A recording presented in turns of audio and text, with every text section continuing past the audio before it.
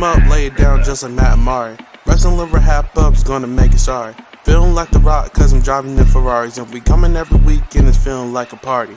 Will I Ric Flair, Showing out like Bianca Belair, Best podcast, flush it in the air, Roman Reigns and we win it, don't care, No cap. Throw 'em up, lay it down just like Matt Amari. Wrestling RHAPup's gonna make it sorry. Feeling like The Rock, cause I'm driving in Ferraris. And we coming every weekend, it's feeling like a party.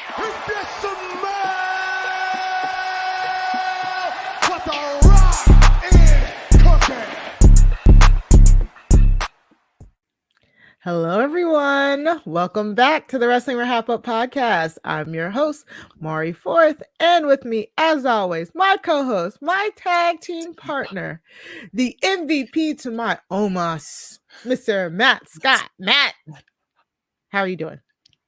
Thank you so much, Mari. Beautiful time here on the Wrestling RHAPup.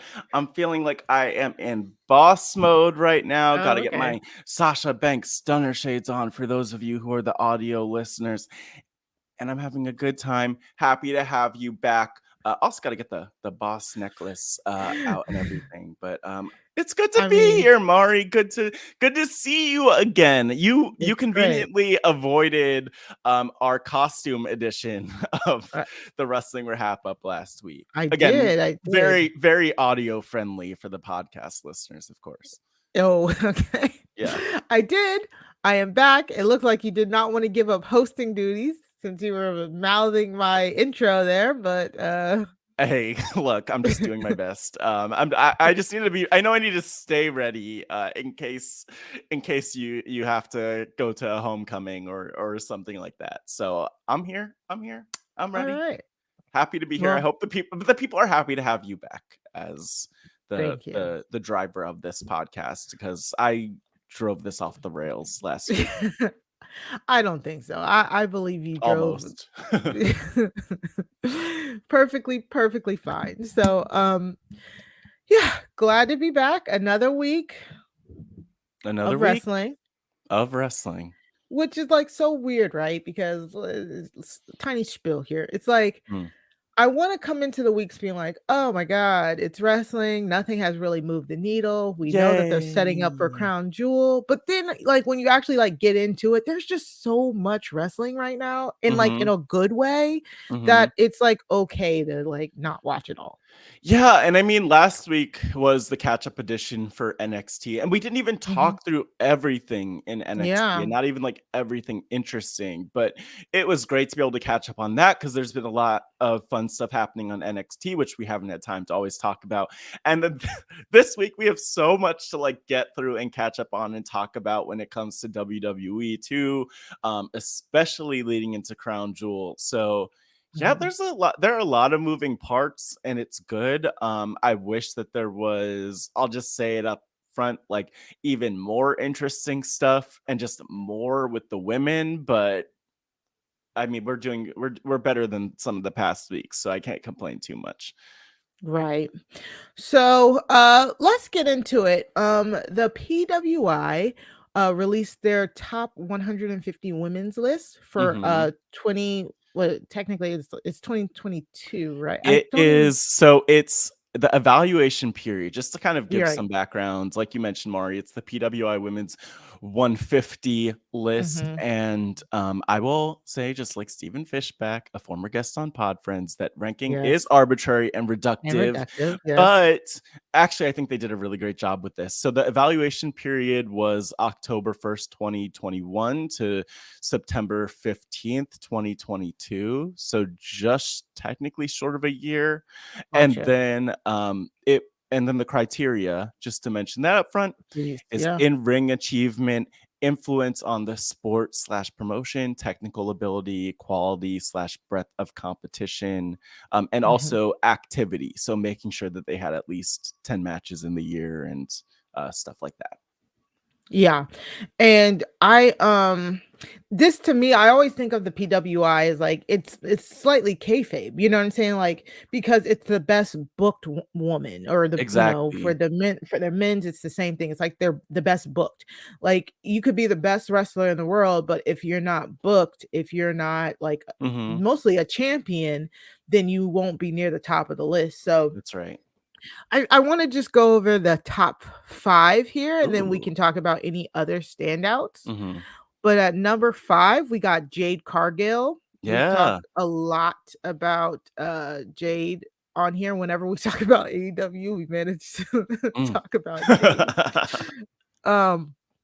Number 4 is Becky Lynch, which I think like so far so good. All makes sense, especially for that evaluation period. Like, I mean, and you know, Becky was champion, and she was only not active for about a month of that time. Month, which I think is also cool. Like looking at the list. Well, let's keep going through the top 5, and then we'll talk about the list overall. But okay, yeah, I like this so far. Number 3 is Thunder Rosa, who is also in AEW. She is the former AEW Women's Champion. We talk a lot about her highlights, like with her very like bloody matches with Britt Baker. Number 2 is our girl Bianca Belair, who topped the list last year. She was number 1 last year. She's only number 2 here, but that's still good. Only number 2, Mari said. I know, only. No, but it makes sense too, because if you really think about some of her booking, like I do think that we have notes. You know, it could be even better.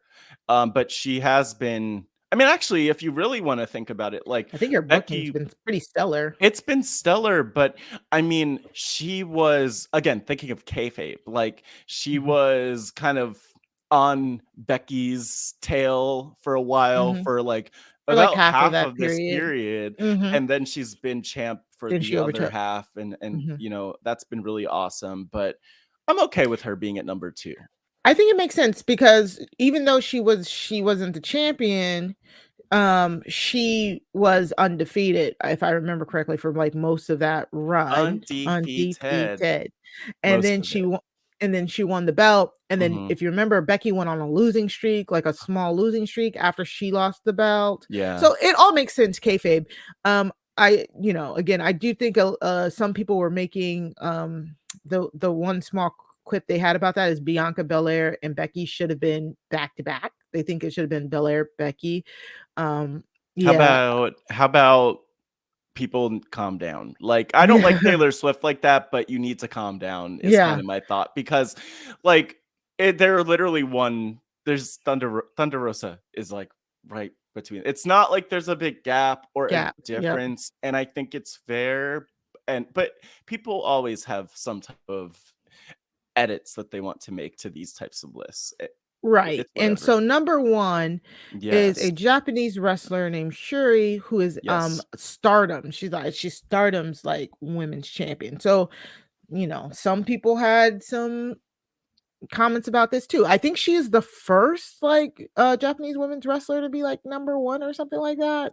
I mean, I would imagine, maybe like from like a Japanese wrestler in Japan. Because I don't know who else has been who's never been in WWE,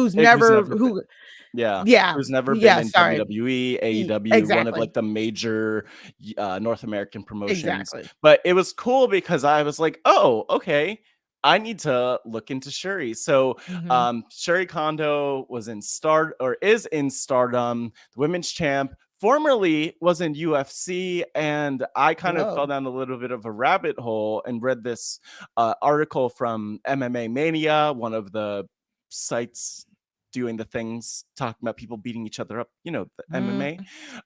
And so there was an interview with Shuri from earlier this month where she talked about her history. She talks about being taught by Tajiri, talked about wanting a match with Asuka, wanting matches with Shida. Both of them were former partners of hers, wanting matches with like Serena Deeb, Toni Storm, who's the AEW Women's Champion now. And there was just like so much there, but I think it's cool that she's in that spot. And I'm going to refrain from mentioning Sasha Banks here because I was tempted to think, ooh, maybe we'll get Sasha Banks in Stardom with Cherie. Yeah. But, you know, Mari, not everything's about Sasha Banks. So, you know, Right. I don't always need to bring her up every podcast. You know what I'm saying? Mm-hmm. Yeah, no, I get it. And I think it goes back to like what the list is truly like meant for and stuff like that, or like because most of the complaints I saw about her being number one, it's like it's not Stardom's not a major promotion. I'm doing heavy air quotes here, like because it's not widely available to like North America.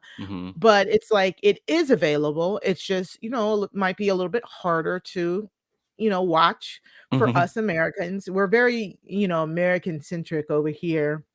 So it's like if they're not over here, then how are they number one? But honestly, from the things that I've heard, like for the people who are pro Shuri and stuff like that, like it seems apt. So I'm just like, cool. You know what I'm saying? Like it's cool. Yeah, I really, looking at this list overall, I was like, okay, no notes, because it's just like I don't have context on all 150 people. Exactly. I did look at the bottom of the list because I was like, did they throw anyone down here? And is it shady at all? And it's like, no, the bottom 50, all fine. No notes. Looked at like the rest of the list in the top 50, especially. I do. You actually have yeah, because I was gonna see if you had any that you would tweak, or anyone you would pull up the list if you could, or down the list. If you... Honestly, Mandy Rose is not in the top 20. She should be. Isn't she like 21, 25, maybe? I'm trying to look for her placement because I only have the top 20 here, to be quite honest. It's all good. She's 21. Yeah, 21. So she just missed it, but she did such solid. Actually, you know, to be honest, if you look at this specific period, that's what I'm saying. She's been the champion the whole time. She's been the champion the whole period. You know, that does feel a little wrong. I agree with you on that. It feels a little shady. Like for me, I am. I'm defending Mandy Rose, but also like I haven't really enjoyed her run either, to be quite honest. It's one of the reasons why we don't really talk about NXT as much. But I mean, kayfabe wise, she is the dominant women's champion on the third brand of the biggest company in America. So it's like, am I again going back and being American centric or something like that? But it's like I'm looking at the rest of the people from the top 20, and it's just kind of like there's like some people on here that I'm like, okay, like I think Charlotte Flair is way too high on this list because. And I don't say that as with any hate to Charlotte, but she has been out for a significant portion of this evaluation period. So I'm a little confused because I mean, if you look 4 at months or something, 3 months. I mean, when I need to look that up to figure out when she went out in like May, I think. Yeah, just like Sasha Banks. And Naomi. But the thing is, Sasha, I mean, and I get that they were in the tag team division, but they also were closer to like the 50 spot than to the, you know, the 1 spot, I believe. I don't have the numbers right in front of me. But Charlotte being number 8 is suspiciously, I shouldn't say suspiciously high, like there was some bribery going on. Right. But it is kind of high because she hasn't really been around. So I was really trying to think, like, when did she... Oh yeah, she got the belt. She got the belt from like the Nikki Cross Rhea storyline or something like that. But maybe she came in really strong. Even remember. Like, I guess there's a world where the first chunk of that period, maybe she was just killing it. And yeah, I am looking, and yeah, I just remember her and Ronda. Ronda won the Rumble to face her, or something. Yeah. So like, and Ronda's 18 here, so it's just kind of like, I don't know. Mandy was dominantly booked. If anything, the only thing I can think of, maybe pushing her down is like the level of competition. That is a criteria. Sure, because if you look at that, like there aren't, correct me if I'm wrong from the top 20 list, but there aren't any other NXT women above Mandy on the list, right? No, yeah, she is the top from that brand. Yeah, probably by far. So that makes sense. But I really like the work that she's doing. And like last week when we were talking about NXT, we all had really good things to say about Mandy and Toxic Attraction. AJ Norris was thirsting over Mandy and Toxic Attraction. So like, you know what? It all really works out pretty well. And I don't know. I'm gonna I just kind of I'll just go with it, you know. Yeah. It doesn't make sense to move things around, but I do think the Mandy note's a great one. And I'll also point out that with this list that when I looked up the list and was looking for it, I stumbled upon an article from Outsports that was about how there were a total of 19 people on the list who are from the LGBTQ plus community. So you have Toni Storm, who secured the highest rank at the 25 spot. And you have Mercedes Martinez, Impact Wrestling's Giselle Shaw. You have just other people. Jeddah is mentioned, Shayna Baszler, Dewdrop, Trisha Dora, a bunch of other people. So, I mean, that's also cool. And the way that they were framing it is that this was a lot of progress, and it's really good. And there are a bunch of other people that were mentioned in the article. But yeah, positive. Yeah. It's positive. The biggest thing is at least one non-binary person, which is cool. Oh, that's awesome. Yeah. The biggest thing is though, like, you know, rankings aside, all that, it's just a way to celebrate women's wrestling. Another way to celebrate women's wrestling. We're here for all of women's wrestling. That is for sure. We are. So yeah, and then of course I love when the women see their rankings and they're just so happy for whatever it is, and they're like, oh, moving on up and stuff like that. So yeah, shout out, go support your favorite women's wrestler. Moving on up. We love that.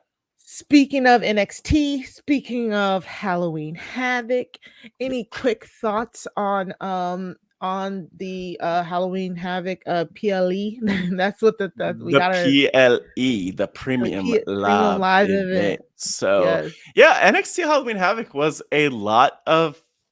It was fun. It was fun. Yeah. And it's funny because like I actually remember a lot of it. So we saw Wes Lee defeat Carmelo Hayes, Oro Mensah, Von Wagner, and Nathan Frazier to become to capture really the vacant NXT North American Championship in the ladder match. So just to kind of like even just like run through some of my thoughts, like it was such a good match. And love a good ladder match. And Wes Lee is great. Like he's kind of had this story that's been really funny of like referencing his tag team partner, of course, being fired like days after they won the championship for real life stuff. And it's been cool to see him win. The one thing about that match is like they were doing way too much. Like Von Wagner went through a ladder, Mari, and then literally 2 whole minutes later, he was throwing Wesley over his head and through like the announce table. And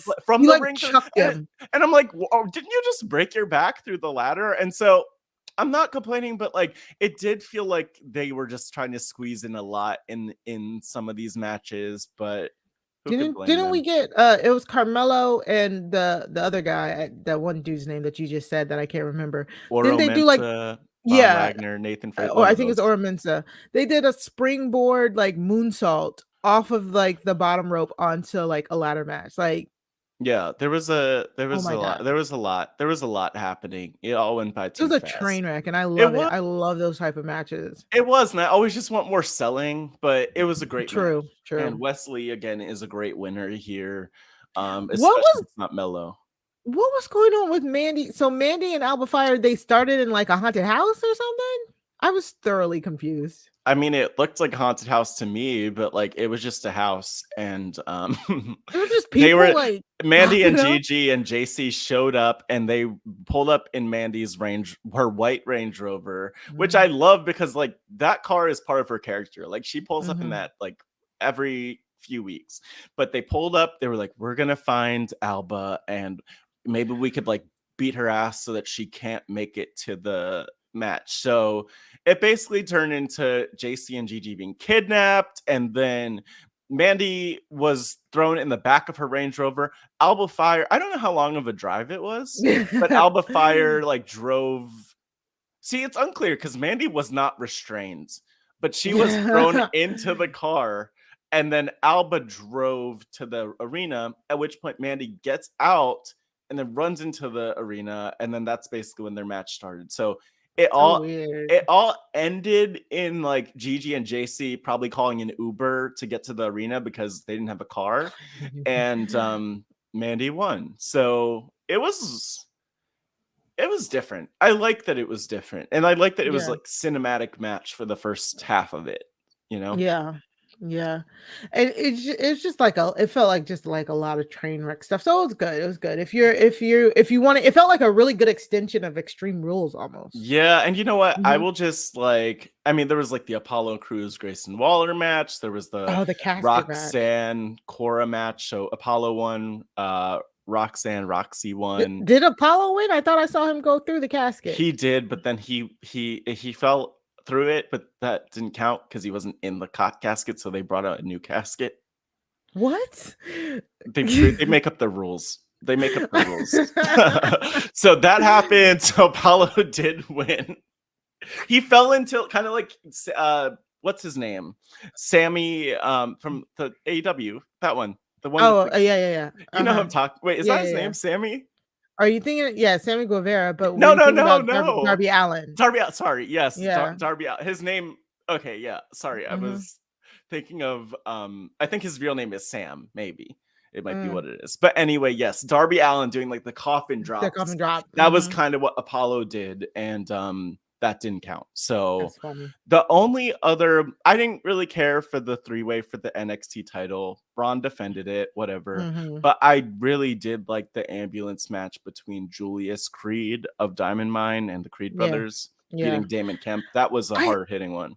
And I still don't understand why they don't like each other anymore. Like because because Damon Kemp is rude and he turned on them, and he is a jerk face, and he literally has a little nasally voice, and I'm getting worked up just like you get worked up talking about Charlotte Flair. I'm getting worked up talking about Damon Kemp because I don't like this man. Oh, wow. I don't respect him, and I'm glad that he was thrown to the casket and Julius dispatched of him. But yeah, he's a traitor, he's a rat, he's a snake, he's a backstabber, he's a liar, and he lost this match, and it was great. Yeah.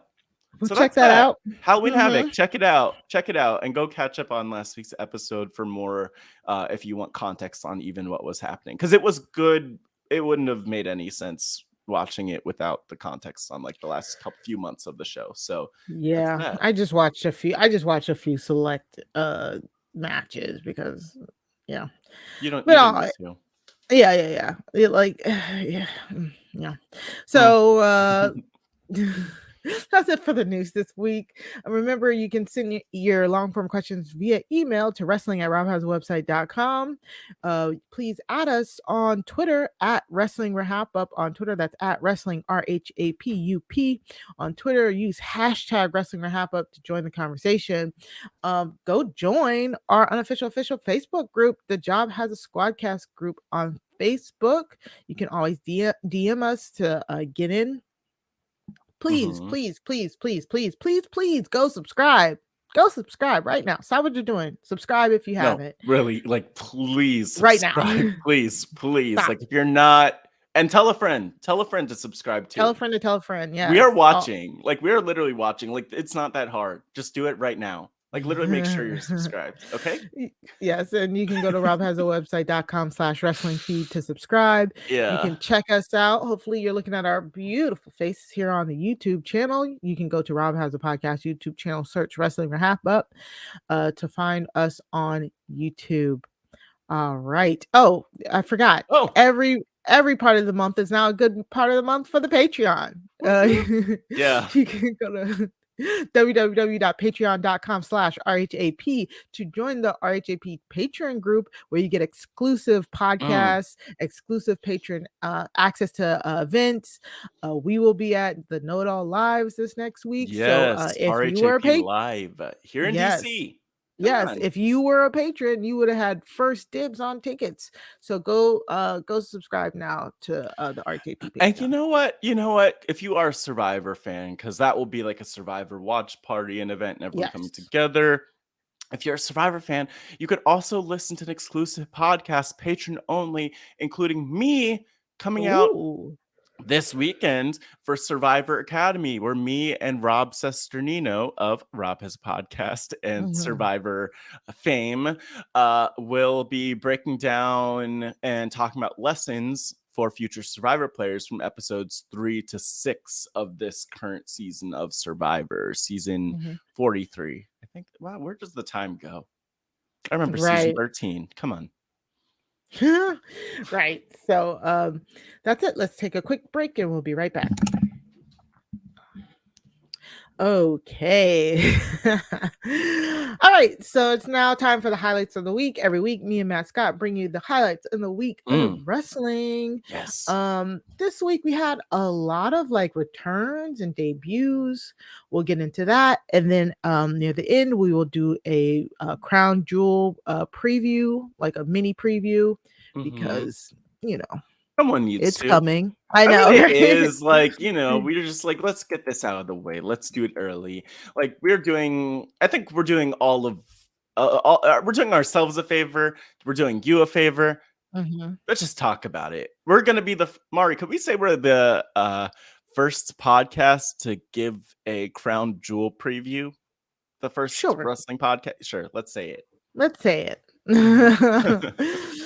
So let's talk about some returns and debuts. I wonder who we'll talk about.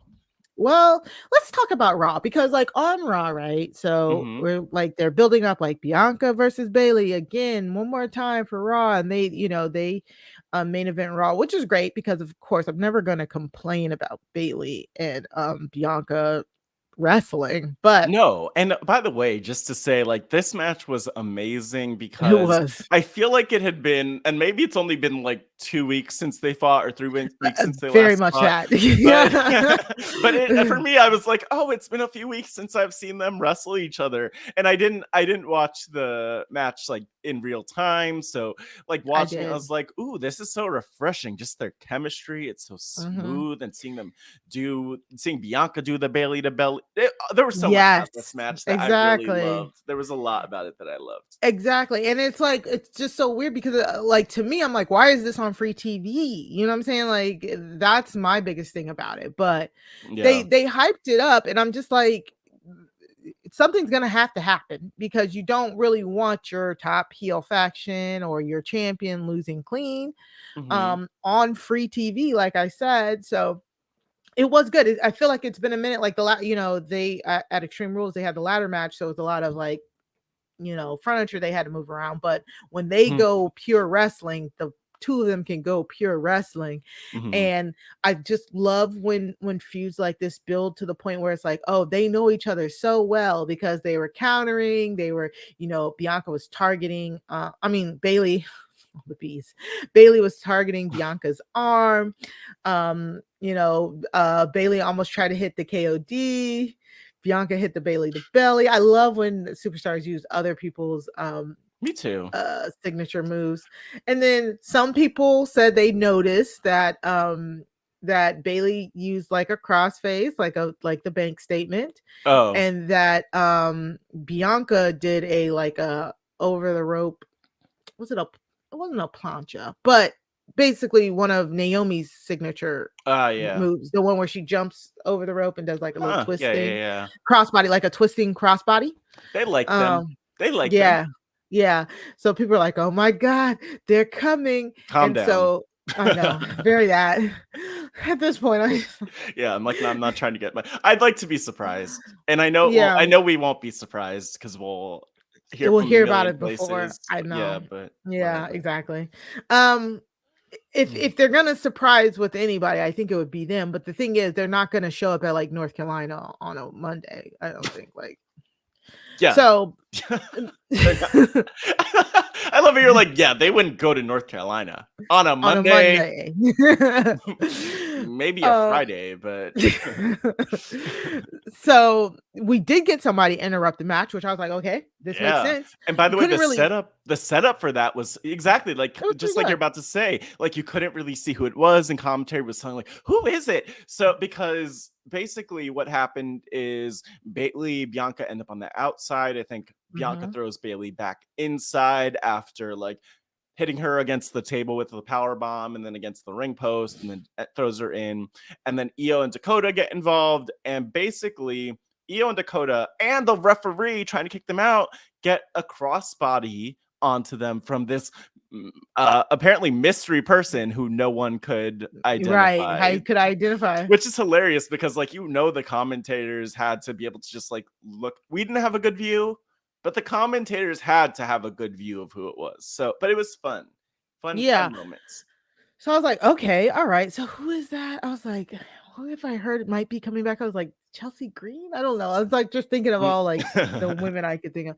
And then when I forget what the end of the match was supposed to be, but she ended up, it ended up being a DQ, right? God, no, I feel like it's been Monday. So it did not end up being a DQ. What happened was that basically, so the ref gets taken out, then Bianca hits the KOD. Hits the KOD, and then Bianca gets taken out by this person who they identified in that moment as, drumroll please, Mari, do you want to say it? Oh, okay. I was doing the drumroll. Nikki Cross. So, and then I do remember then Bayley hit her move, and then that's when Lady Ref Jess came out. I was like, Jess, where were you when Bianca had? So technically Bayley won, right? Yeah. Yeah, Bayley got the pin, and then so then Bayley got attacked by Nikki Cross after the match, which was just like, she's mad. Like, Nikki Cross is unhinged. And I think the thing about it too is she's just out for blood. Like, they were very clear. This isn't Nikki ASH. This isn't superhero behavior. This is Nikki Cross. Nikki Cross is back, which like for someone who literally has been there, it felt like a moment. It felt like a big moment. It did. I was actually very happy about this. It's still not compelling. I need to see what she does now.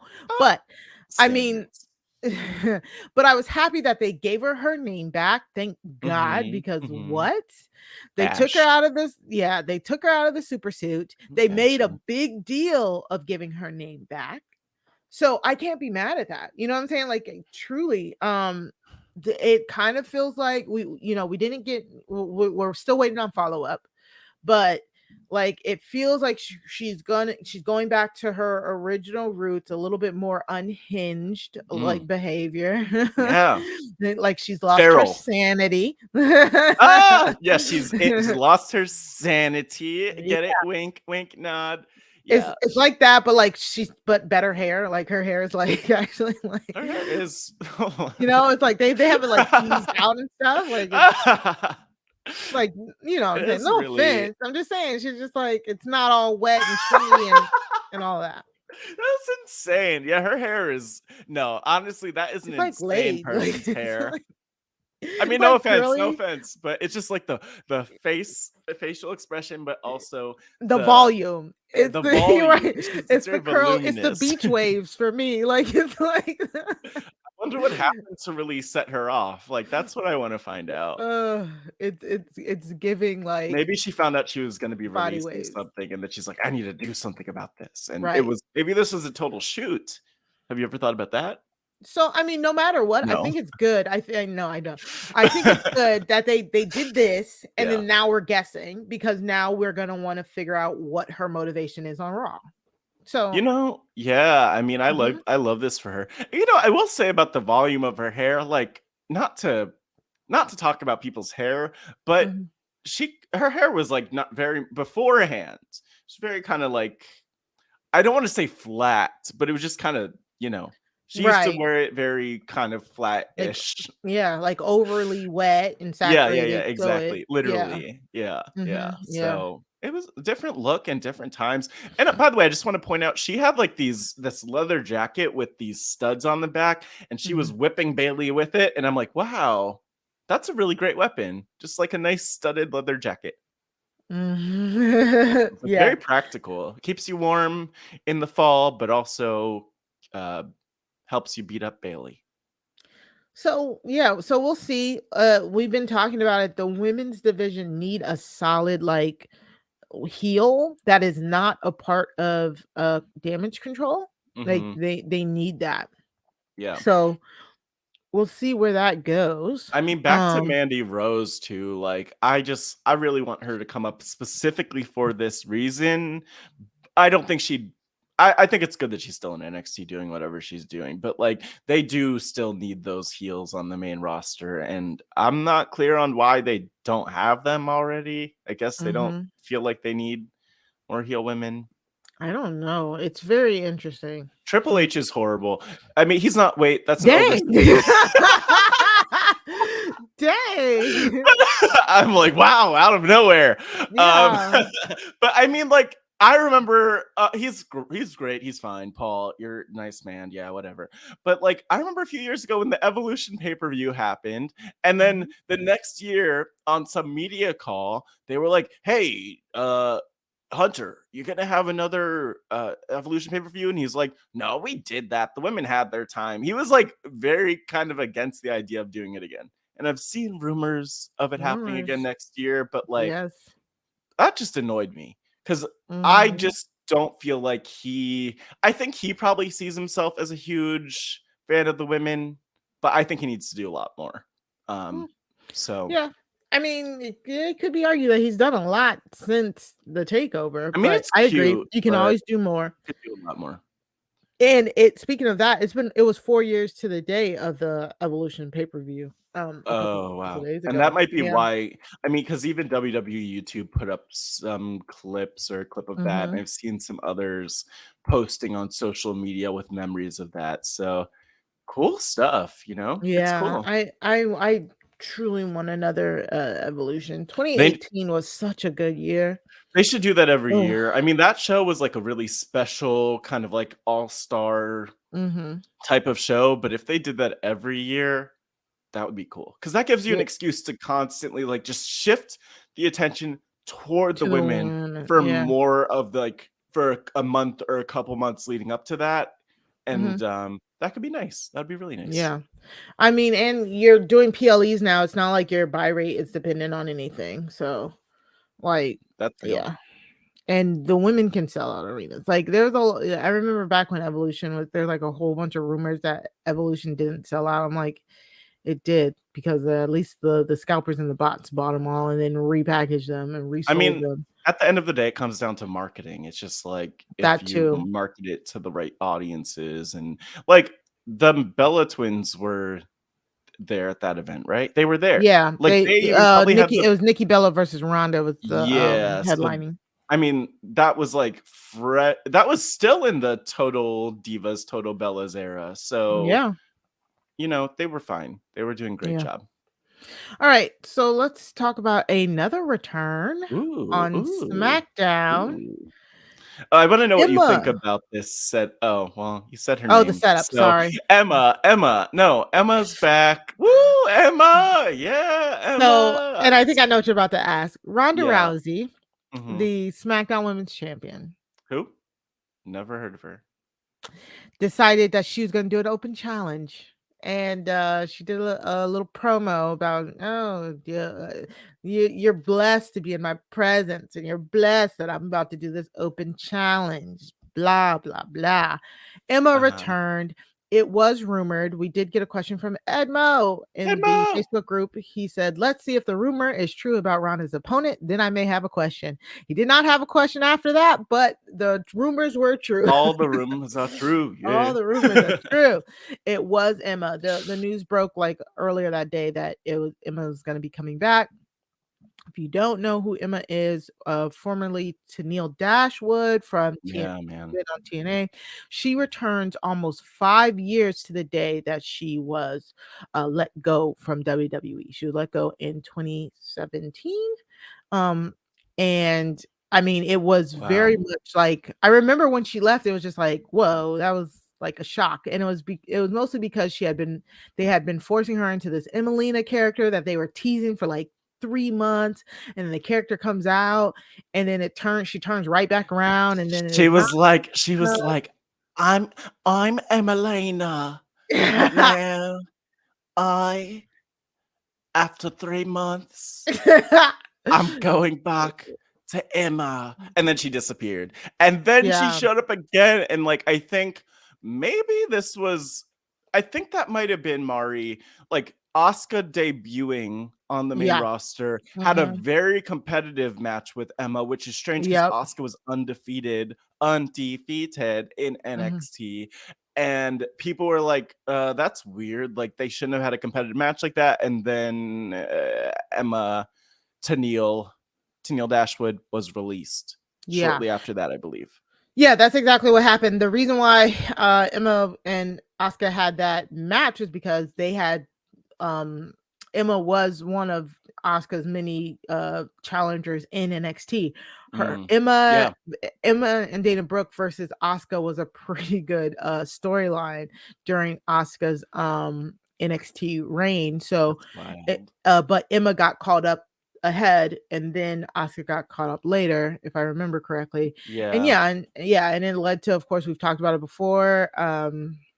Leo Rush's comments about Emma kind of put him in the doghouse, whatever. But Emma was she is known as like, she helped with the women's evolution. Her and Paige were in the finals for the NXT inaugural NXT Women's Champion match, and it's regarded as one of the best matches in NXT history, to pave the way for like what the Horsewomen did and all of this. So like, Emma is a really, really good wrestler.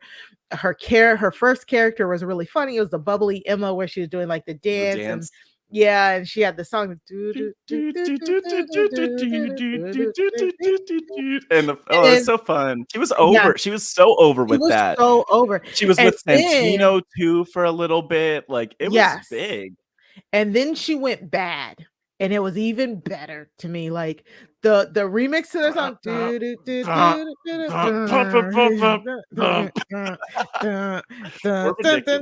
I love. Oh my god, too. And the thing is, love that theme. But she never was pushed as much as she should have been within that. And you know what? Part of it too is like, she was super over, and then there was this whole weird story of like her accidentally shoplifting, which then became a thing. She was in like a Walmart, and I think forgot to pay for like a toothbrush, and they were like, "Ma'am, you are a thief." And it was a whole horrible misunderstanding. But everyone made fun of that in real life. Yeah, and so I remember that. I think that like stuff started to change for her around then, but it was very, very strange. And she, like you said, she was really, and she is still credited as kind of one of the seeds of the women's evolution, you know, even before the Bellas and some of the others with Paige. And it's kind of wild that they never really did anything with her on the main roster, truly. I think it was like a lot of creative differences with her character haters once she moved up. Yeah, but it was good to see her here. I was mad she doesn't.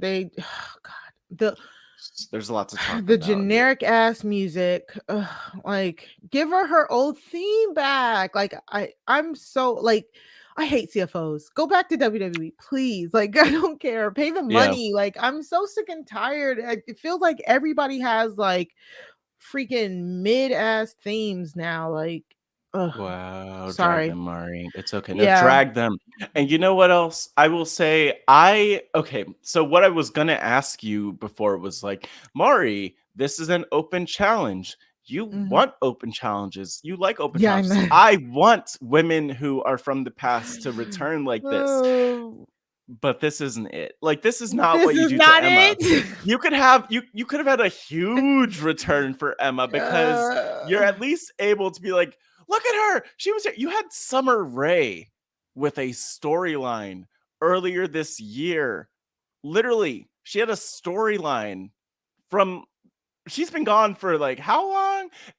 Anyway, with Natty, like that was a thing. You could have made something out of this, WWE. You could have even debuted Emma as a heel. You could have even brought her in as Tenille Dashwood. Be like, I'm done with Emma. I'm not going to try to do Emelina, but I'm going to do Tenille. And there's just so much, but you have her come in and lose to Ronda. And it's like, who did she offend backstage? Like, who did she, like, I don't know what she did, but maybe she, like, spilled coffee on someone and pissed them off. I don't know. I'm for Emma, like the Emma side of things. I'm gonna just be like, I'm happy she's back. I want to see where it goes. You know what I'm saying? Like, you can always add an extra woman to the roster, right? For the Ronda side of it, I don't want to see Ronda do open challenges. It's not fun. It's not fun because it's not fun. Mostly because like this might seem hypocritical. I don't know, but for open challenges, you know that the holder of the challenge is not gonna lose. Like when John Cena was doing the open challenge, we knew he wasn't gonna lose on again a random Friday in Oshkosh, Michigan. Yeah, I don't know. You just know you just know that. So when it comes down to knowing that the person is not going to lose, you then want to have a great match. John Cena put on great matches that put people over. Him and Cesaro, him and Sami Zayn, like him and KO. Like you have to then put on great matches to give the person who is debuting, putting them over. Ronda cannot do that.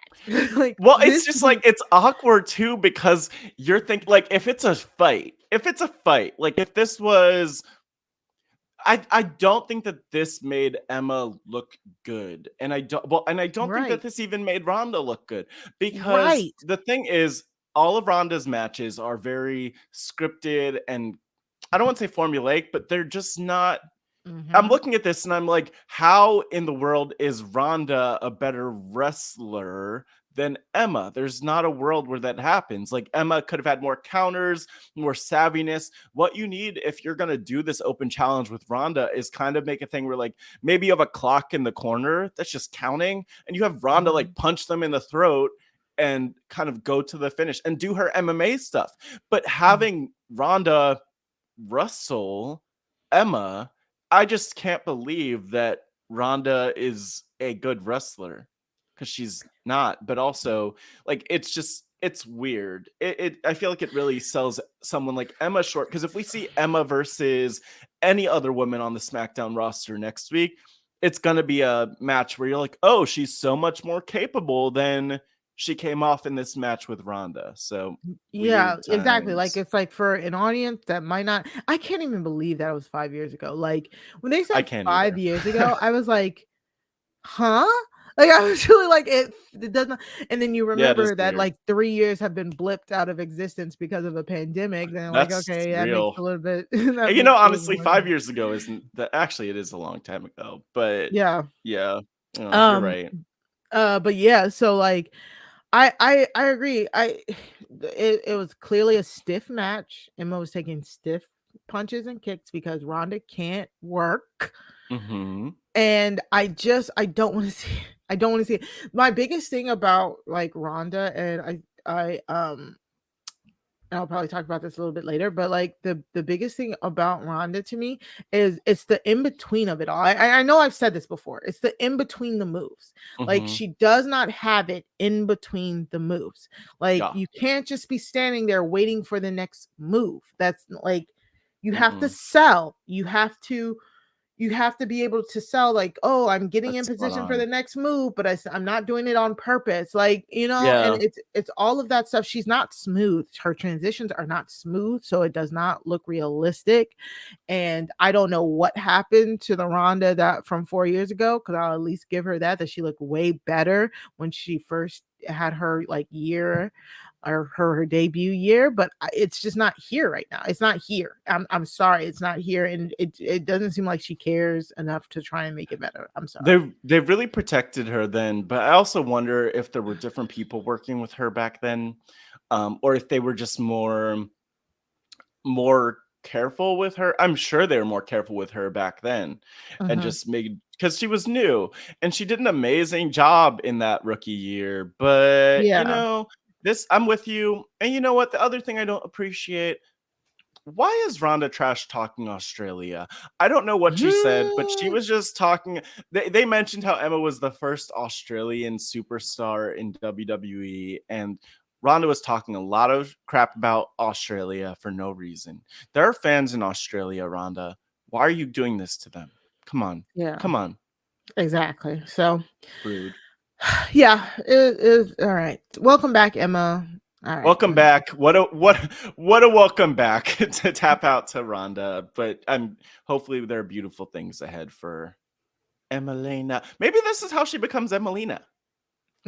Which honestly, well, no. Let me just say this though, Mari, because I did have the thought that if they ever came back to that Emelina gimmick, I think that wouldn't be the worst idea, just because it kind of like fixes the legacy on a horrible gimmick. And who knows? Just saying it. Like if it happens, we'll clip this and we'll post it on social media and get a few likes. Well, we'll see. Shinsuke Nakamura returned to help Hit Row versus Legado del Fantasma. So throughout the show, there's like exclusives on Twitter. They're like, Hit Row was like, yeah, we got a heavy hitter that's gonna help us with Legado Fantasma. Maybe just I should have done this, but in my mind I was like, okay, is Carmelo coming? Because he wasn't on NXT if I remember correctly. I don't think Carmelo Hayes was on NXT this week. That's what the rumors were. Some of the rumors were saying, yeah, exactly, Carmelo. And so when they're like, it's like, oh, we're rising, son, and it was Shinsuke. I was like, okay, that was not what I was expecting, but also, yes, Shinsuke Nakamura's back. Okay, well, I'm glad that you were happy, because here's my thing. I'm always annoyed about what they do with Shinsuke, but only because they're not using him to his full potential. Yeah. And so it's cool. But I don't think he's sticking with them. Like, I don't think he's like, their fourth member now. Mari, like that. No, Mari. So I think it's okay. He is definitely not their fourth member, but that's also the other problem, where it's like, what are we doing here? Honestly, it'd be really funny if every week like Hit Row goes up against Legado and they just have a new mystery partner. That'd be kind of cool. Yeah, that would be fun. And like maybe it. Yeah. I mean, we'll see, but I just honestly want it was cool. It was a nice build. We love a surprise and some hype.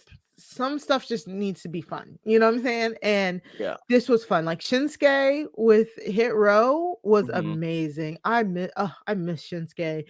He's so good. And like you said, he should be doing more, but I just love watching him work and how funny they all were together. I think they Shinsuke did get the pin. Brie B-Fab. Yeah, got in Zelina's face a little bit. Zelina looked like she was too cute to fight for a minute there. And honestly, I don't blame her. B-Fab in the ring is very fascinating to me, I will say. I'm not gonna say anything bad, but it's just like the way, you know what it is? It's just like I get nervous. Even the shoes she wears, like I want her to have a little bit more ankle support. Yeah. There we go. Ooh. It's all good. It was a really fun match. I say like not everything in wrestling has to be serious, and like if the tag team divisions aren't, are like funny, I'm real cool with that. Yeah, and Zelina, by the way, looked like really amazing. There was a backstage promo that they did, where Santos Escobar was talking about how, it went from being a family business, Legado del Fantasma, to an empire, and she was the latest I was about to say acquisition. I was about to say accusation, but acquisition, and being beautiful and powerful and ruthless. And I thought it was cool because she like literally looked like a queen, Zelina, from maybe she's from Queens. I don't know if she's from Brooklyn. I don't know if she's from Brooklyn, but it's better if she's from Brooklyn. But Queen from Queens. That works.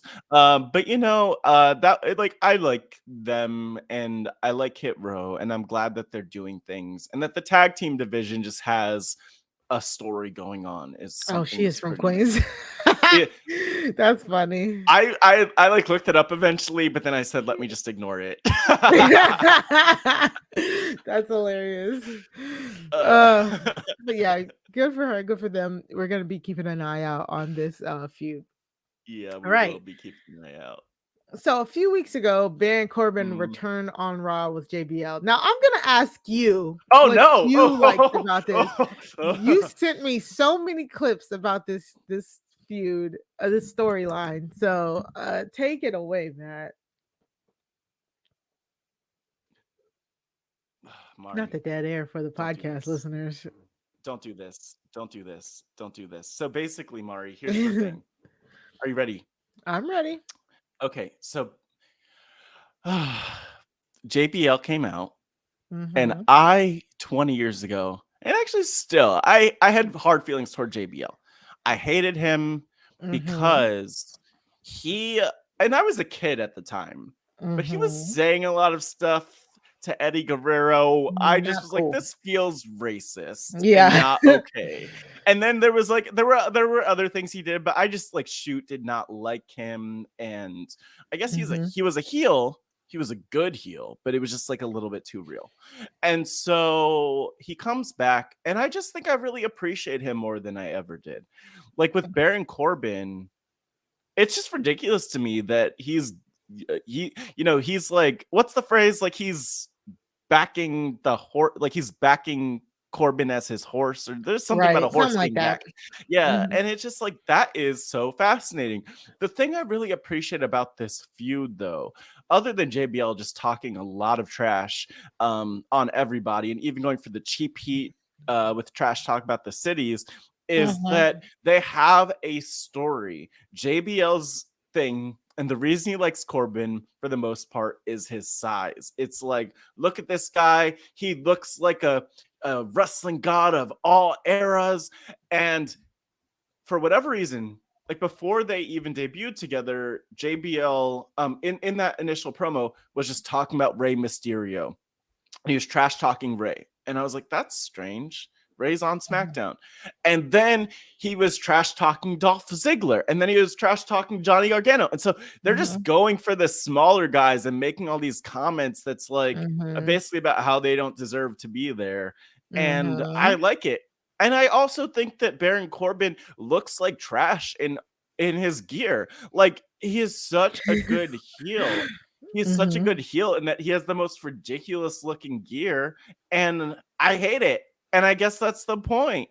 And so I like them together. I like JBL on commentary when he pops up there. He's really good. He's very passionate. He has so much to add. He gets out when he needs to, so he's only there for the segment. And he's 10 times better than Booker T. So there's so much that I like, even though I didn't like JBL as a character. I appreciate him more than I did 20 years ago. So that's my thesis. So I completely agree with everything you just said. Okay, good. Like, I truly dislike JBL as like a person, as a character, all of the truly above. But the good thing about this character with Baron Corbin is they're playing into that. Like, they know, like, at least I don't have bad feelings towards this person, and they're trying to present him as a good guy, because that would just really piss me off.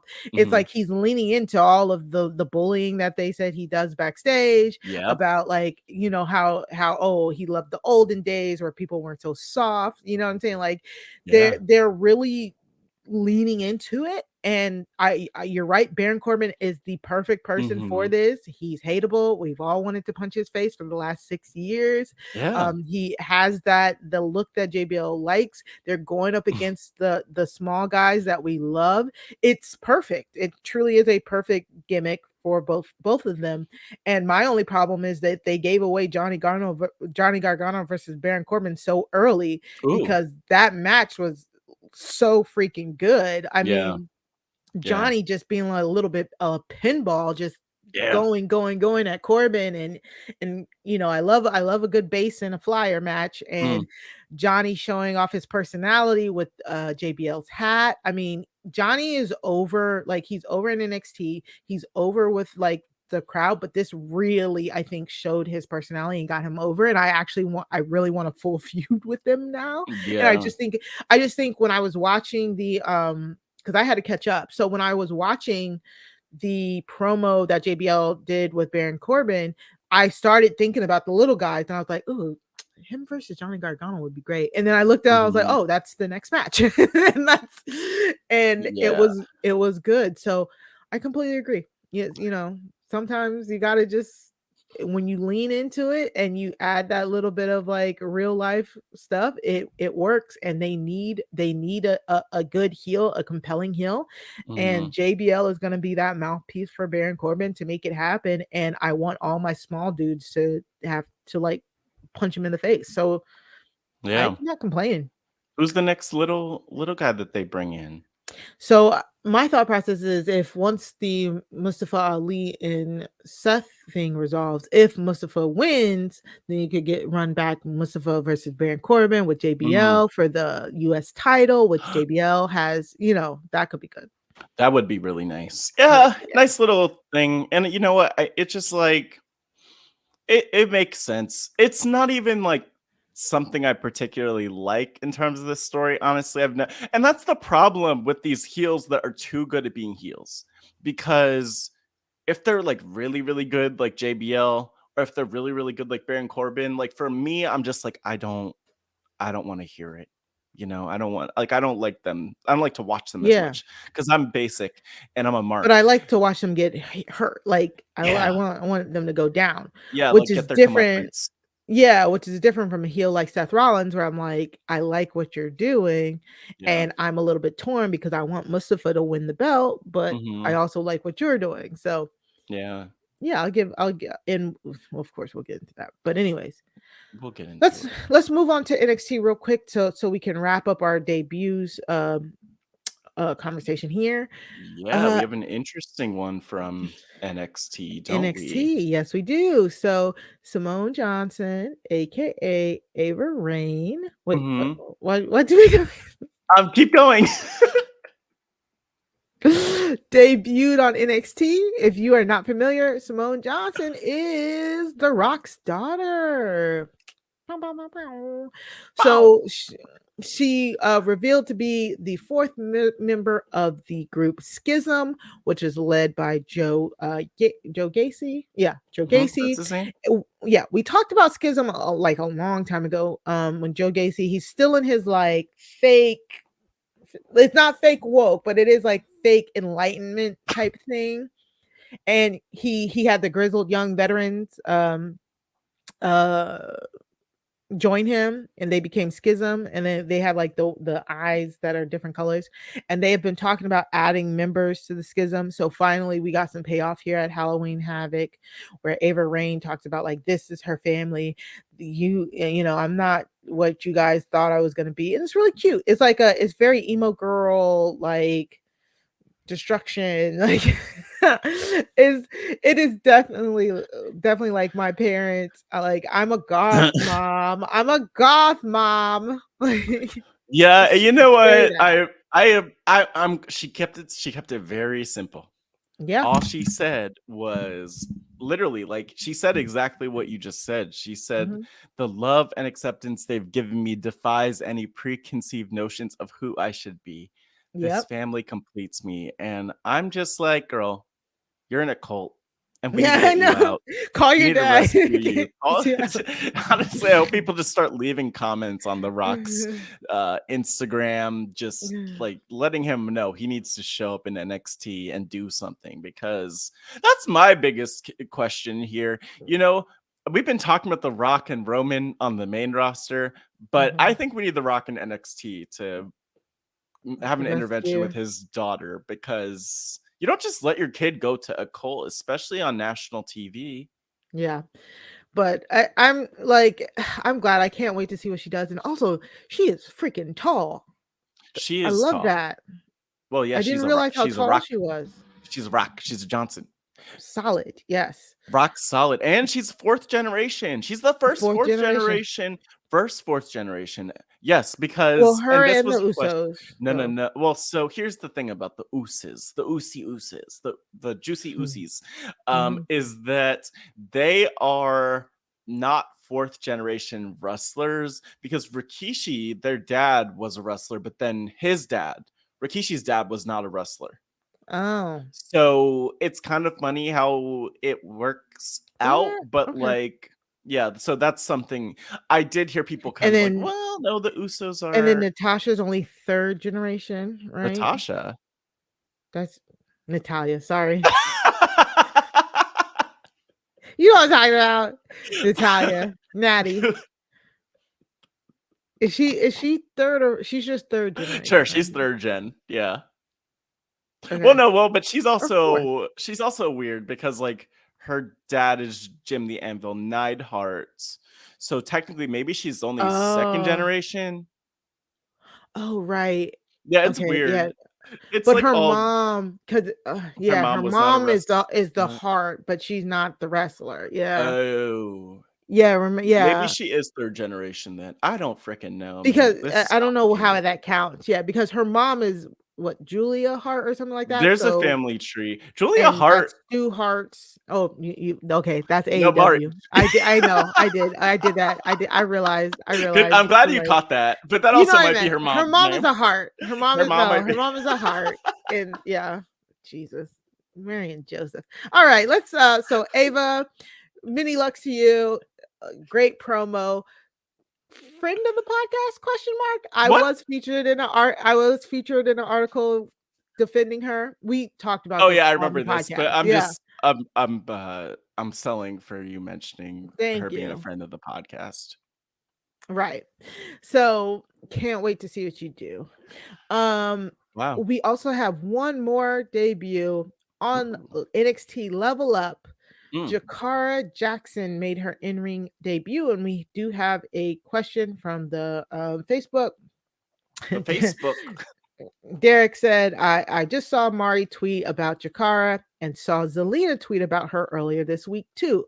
Could you educate us on her? Seems like there's a lot of support for her, and I don't know anything about her. So of course, Derek, I will educate you. Jakara Jackson was actually featured on Titan Games with The Rock. So she was on his show Titan Games, which I didn't watch too often, but like apparently like a lot of people love that show. But I think the pandemic kind of had to like close it down, if I remember correctly. Yeah, but the Titan Games was basically like a mixture of like strongman competition style like comps, and then also what was that old show, like American Gladiators. It's like a mixture of the two. Like it's just a mixture of any like martial arts, not martial arts, but like American Ninja Warrior, just those random like competitions where you're like strong challenge. And you're running, and then also like Big Brother, and then Survivor too, though. No, I don't know. I've never seen the Titan Games, but I get what you're saying. It's like very athletic, fit people competing in competitions of some sorts. Yes, of some sort. She looks like that. Like literally, as someone who's new to her and being educated on her alongside Edmo and others, like everything you're saying adds up. Yes, and then so she was featured on Titan Games. She got a tryout with WWE. She talks about how Total Divas was one of the things that made her want to like pursue wrestling, because we love it when women are exposed to That's wrestling. interesting. And she actually earned her spot in WWE at the 2020 2020 tryouts in Las Vegas. But because of the pandemic, she was awarded that. They said, okay, you're awarded a contract and you're going to be able to move to Florida. But then the pandemic happened and everything was put on hold for her. And she was like, she literally had to wait around for like a year. And she was like, I'm very persistent. Like, I kept calling them. I wanted to make sure like I did not lose this opportunity. So it was back in 2021 when she was able to finally report to the Performance Center, and she's been working since then. And now this is her debut. If you want to know more about Jakara, well, I'll send the link to Matt so we can put it in our show notes. She did one of those interviews with that doctor, that chiropractor that be like cracking the wrestlers' backs and stuff. Oh wait, what? Yeah, that I forget his name, but it's this doctor, it's this chiropractor doctor. He'll do wrestlers, he'll do celebrities, and he'll realign them and crack their backs and their necks and all this stuff while he's interviewing them. He did a really good one with Bobby Lashley a few years ago. And is his name Lace DeLeon? Maybe I just misread I'm not that. sure. But I'll figure. I found something. Even if you just search like WWE chiropractor Jakara, it comes up because it looks like it was something from August this year. Yeah. It wasn't too long ago. So, I watched a little bit of that interview, and she was talking about like what it took to get to WWE and how she actually like suffered like a small concussion and stuff during the tryout and stuff, and that Triple H himself came and checked in on her or whatever. Yeah. So she just seems really nice. I gotta root for my Black women here too. So that's like that's why. But her and Thea Hale had a great match. Thea Hale is also a very good like up and comer, a part of Chase U on NXT. The youngest contracted athlete. She was contracted at like 17 or 18, like straight out of high school. So they had a very impressive match on NXT Level Up. Not many people watch NXT Level Up. I know I only watched it for Jakara. And so definitely go check this match out because they did a great job. And for Jakara, who is like making her debut and not having like a real like wrestling background before now, like she did a great job selling. And this is what I was talking about when I'm talking about like Rhonda and other like green people in the ring. Like, you have to know. I think for me, selling is so important. Like I love watching how people sell, because selling is the one thing that a professional wrestler has full control over, and that's how you know if they're like really good. You know what I'm saying? Because like doing moves to an opponent, your opponent 9 times out of 10 is doing the move for you to look good. You know what I'm saying? So selling is the one thing that brings in your acting chops and your skills. That's why some of my favorite wrestlers are the best sellers on the roster. Of course, you know, I think Sasha Banks is the best seller, women's seller ever. So like that's I like selling. I like people who sell, and Jakara did a great job in this. So just go and check that out. Yeah, that's really solid. And by the way, I'll just say, reacting to everything you just shared, I'm actually shocked that she's as new as she is when it comes to the business, because the thing is, like, the way that she worked in the ring, her footing was really solid. She's obviously clearly very strong and fit, but for her to be able to debut so soon after training, like, I mean, and I get that people do debut on the indies all the time after a few months of training and whatever, but like she looked good in the ring, and it was a simple enough match. I don't say to take credit away from it, but it was a solid match, and they both Thea and Jakara did a great job. They did a great job. And there are a lot of people who don't pick up on wrestling that quickly, but it kind of reminds me a little of another black woman, coincidentally. Bianca Belair, just in the sense that Bianca was so solid even when she debuted, and there was a lot that she had to learn, but like that's kind of what matters. Exactly.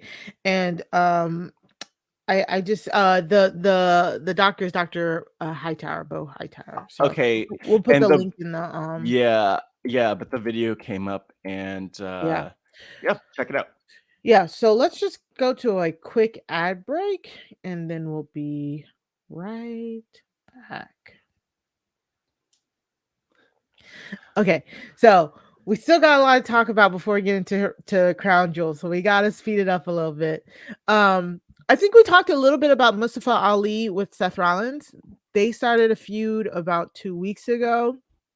And I love this because Mustafa is like, hey, Bobby Lashley promised me a title match before you took the title away. And Seth is like, do I look like Bobby Lashley? And I love this pairing between Seth and Mustafa, like, so much. Seth is like going in like, oh, you don't deserve to be here, all of that. I'm like, like I love Mustafa in this like scrappy underdog situation because that's all he like normally like plays, but this is so good. And then he had a match with Mustafa Ali had a match with Austin Theory this week. Yes, which, by the way, I even like. Okay, so I mentioned the JBL Baron Corbin thing where I like that there's a theme, like, okay, taking on smaller people. And like then they're going with that story. With this, I like the fact that it was Austin Theory because Austin Theory was just the US champion who lost the championship to Bobby Lashley, of course. Austin Theory, Mr. Money in the Bank. Seth is a former Mr. Money in the Bank. So there's like symmetry between Theory and Seth. And so I don't know. I just like good storytelling and booking. And I just wanted to mention that before you even get into what happens here. And I totally forgot that Theory was one of Seth's disciples. Like I truly forgot that until they brought it up. Everyone, they want you to forget it. Because remember, because like it was him and Buddy Murphy, but then Theory got bussed back down to NXT.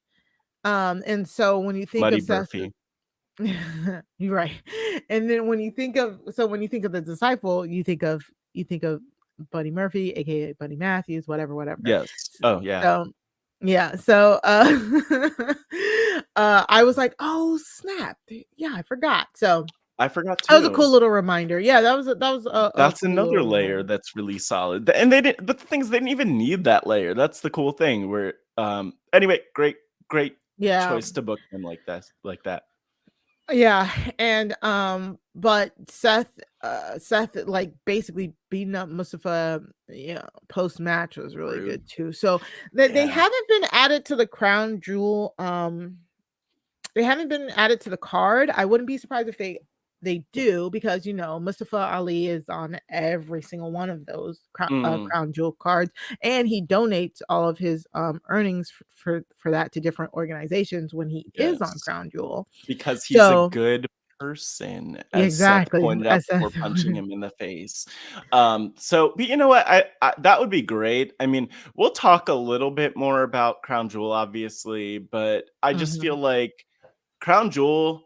I don't know what these conversations are that they're having backstage, but I feel like it's like, okay, if we're going to Saudi Arabia, it's going to be big, meaty men, all big, meaty men. And maybe Seth and Ali aren't meaty enough for Saudi Arabia this year. We'll see. I mean, but but I think they like Seth over there. I can't remember. I mean, I think they like both of them over there. Them. Yeah. But I mean... We're getting a lot of meatiness, which we will talk that is about. True. They do love the meaty. Yeah. So that's what WWE thinks. It's weird. I hope that this isn't what they do every time a Crown Jewel comes out, where they push Mustafa Ali for the 2 seconds for Crown Jewel and then they stop. Yeah. You know what I would like to think is that they were really going to push him against Lashley and maybe have some type of storyline there. I would like to think that the Lashley Brock stuff was kind of last minute, but it is weird to think about because you might be right. I mean, once Crown Jewel's over, I don't necessarily imagine that Brock Lesnar, I really don't think Brock will stick around. So then what does Lashley do? Lashley ends up back in the US title picture potentially. And where does that leave this feud? So we'll see. Very interesting. Yeah. Very interesting. Very, very, very interesting. Very, very. And finally, before we get into the quick Crown Jewel preview, let's talk about Bray Wyatt. So Bray has, of course, he came on after we talked about him in his first debut promo, how we really liked the debut promo. He then got cut off by who we assume was like the White Rabbit or somebody. He got cut off. So he then comes back the week before. He apologizes for being like cut off, and he just talking about like this is himself. I always forget that like Bray's promos are like long, ranting, beautiful sounding, but say nothing. I was like, welcome back, Bray. I remember this now. Well, they say nothing in the moment, but then like 5 years later when he's about to return, you're like, oh, wait, that makes sense. I get it. Because the way that people analyzed every single thing he's ever done just to prove that he was the White Rabbit, which is like, we know you don't need to put in that much effort. But everyone knows. I'm sure that he's just giving us these promos to set up for his return in 10 years. Yeah, he said that he is just a servant of the circle or something. I don't know. And then, but can we talk about like his remixed music? Like, I just shat on most of the the wrestlers' music, but damn, Bray's music is so good. Like this remix version of the Firefly music, and that like that, like that. Keep going. How does it sound? It's like it to me. It invokes for me a lot of that 2010 like emo punk, emo rock, whatever music. Like what? Like your Good Charlotte's, your My Chemical Romance. What's that sound like, Mari? I just did it. I'm not doing it anymore. Do a little more.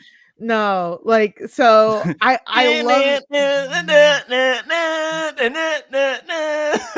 What is that? That's what you sounded like. Oh, that's bad if that's how, because that's not how that goes. I know. I don't remember how his new theme song goes exactly. I just know it's creepy and it makes my skin crawl a little bit. Yeah, it like very like Yellow Card or so like I love that sound in like rock music or whatever, so it's very evocative, and it has a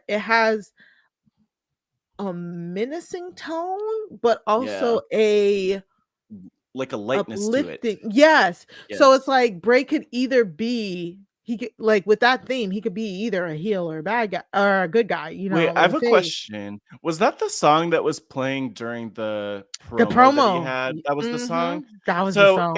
Okay, so I wrote down. I was like, it went from being like menacing and creepy and like to like turning into kind of like Christian rock, Yes. Yes,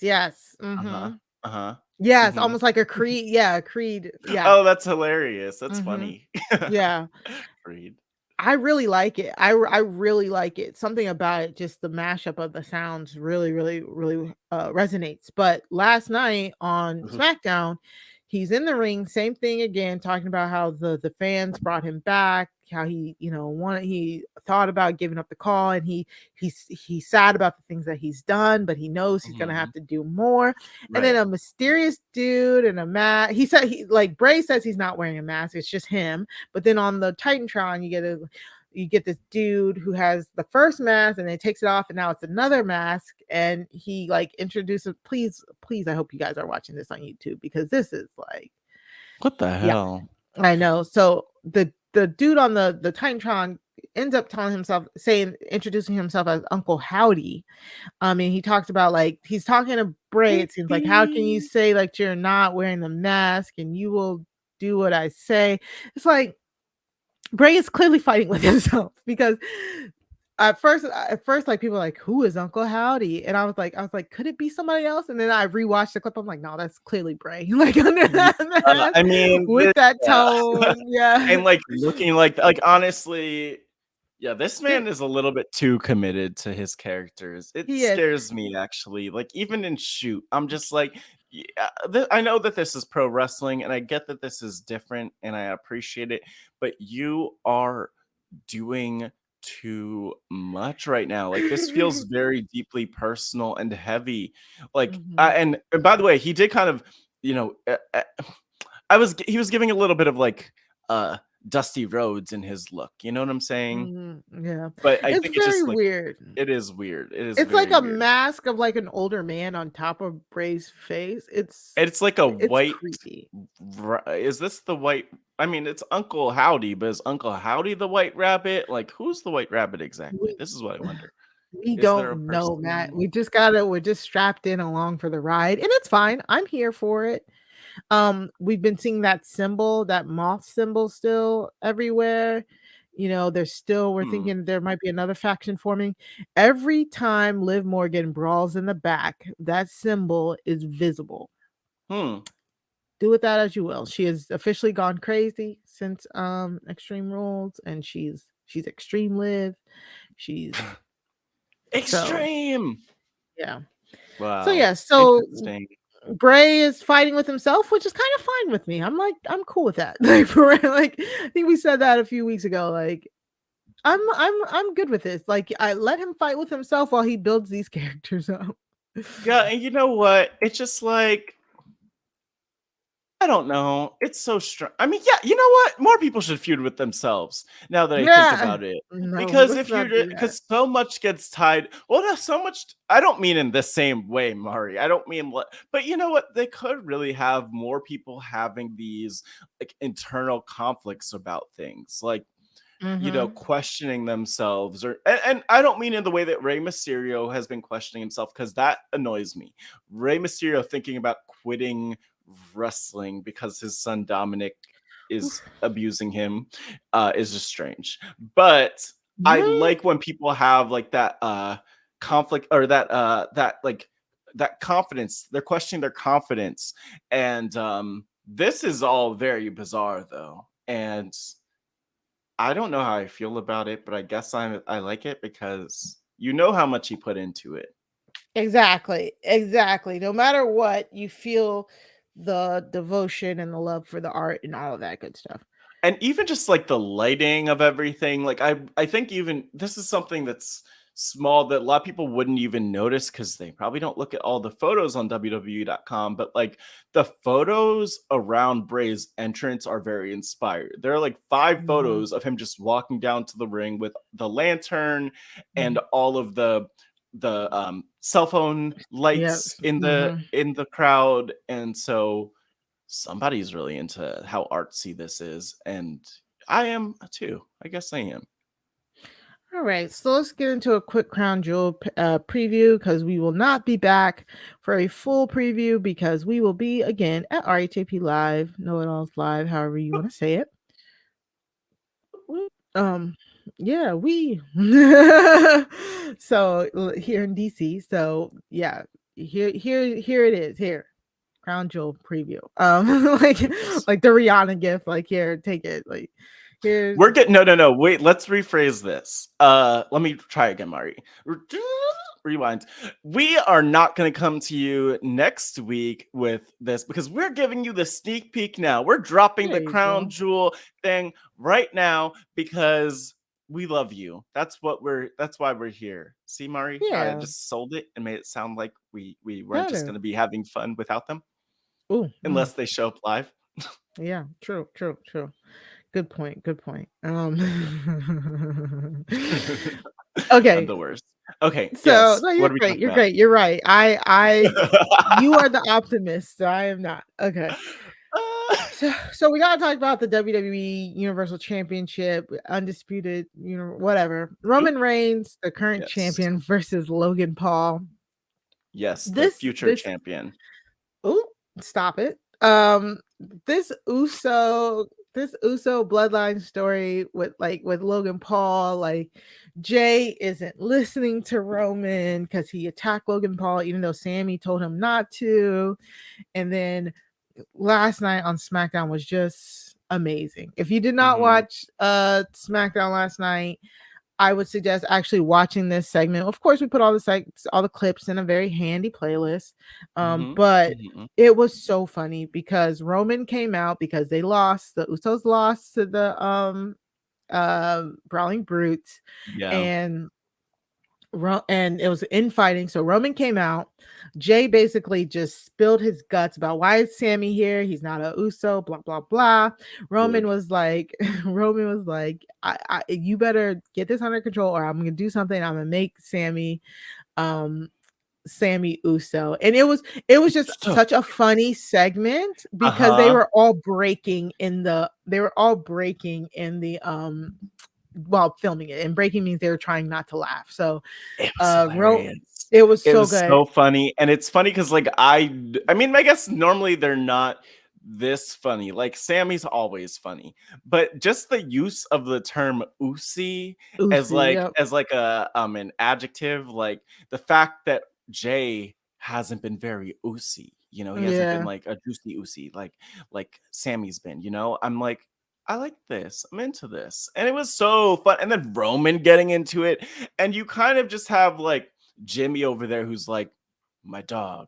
Like that's basically all he's saying these days. So like, I love it. We got to love it. It was good. It was so funny. Was Paul Heyman there in the ring with them or not? He was. Okay. He was off to the side. It's hilarious because I always forget he's there nowadays.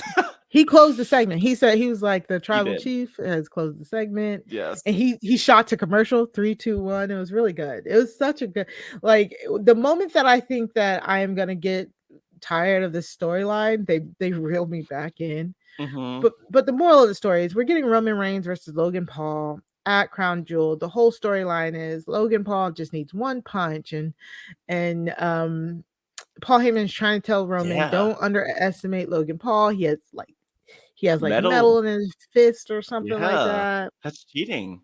DQ. Yeah. So I don't know. It feels like they're trying to be like it could happen, but it really shouldn't. So I'm gonna just choose Roman. Happen. There's no way for this. Oh, Mari, it stresses me out.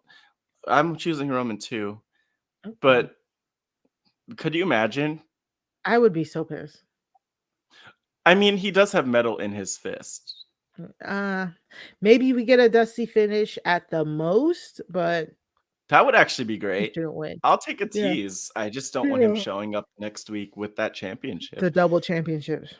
I mean, I don't think they'll go that route, but one day I think there will be a situation where maybe it's like, Bad Bunny shows up.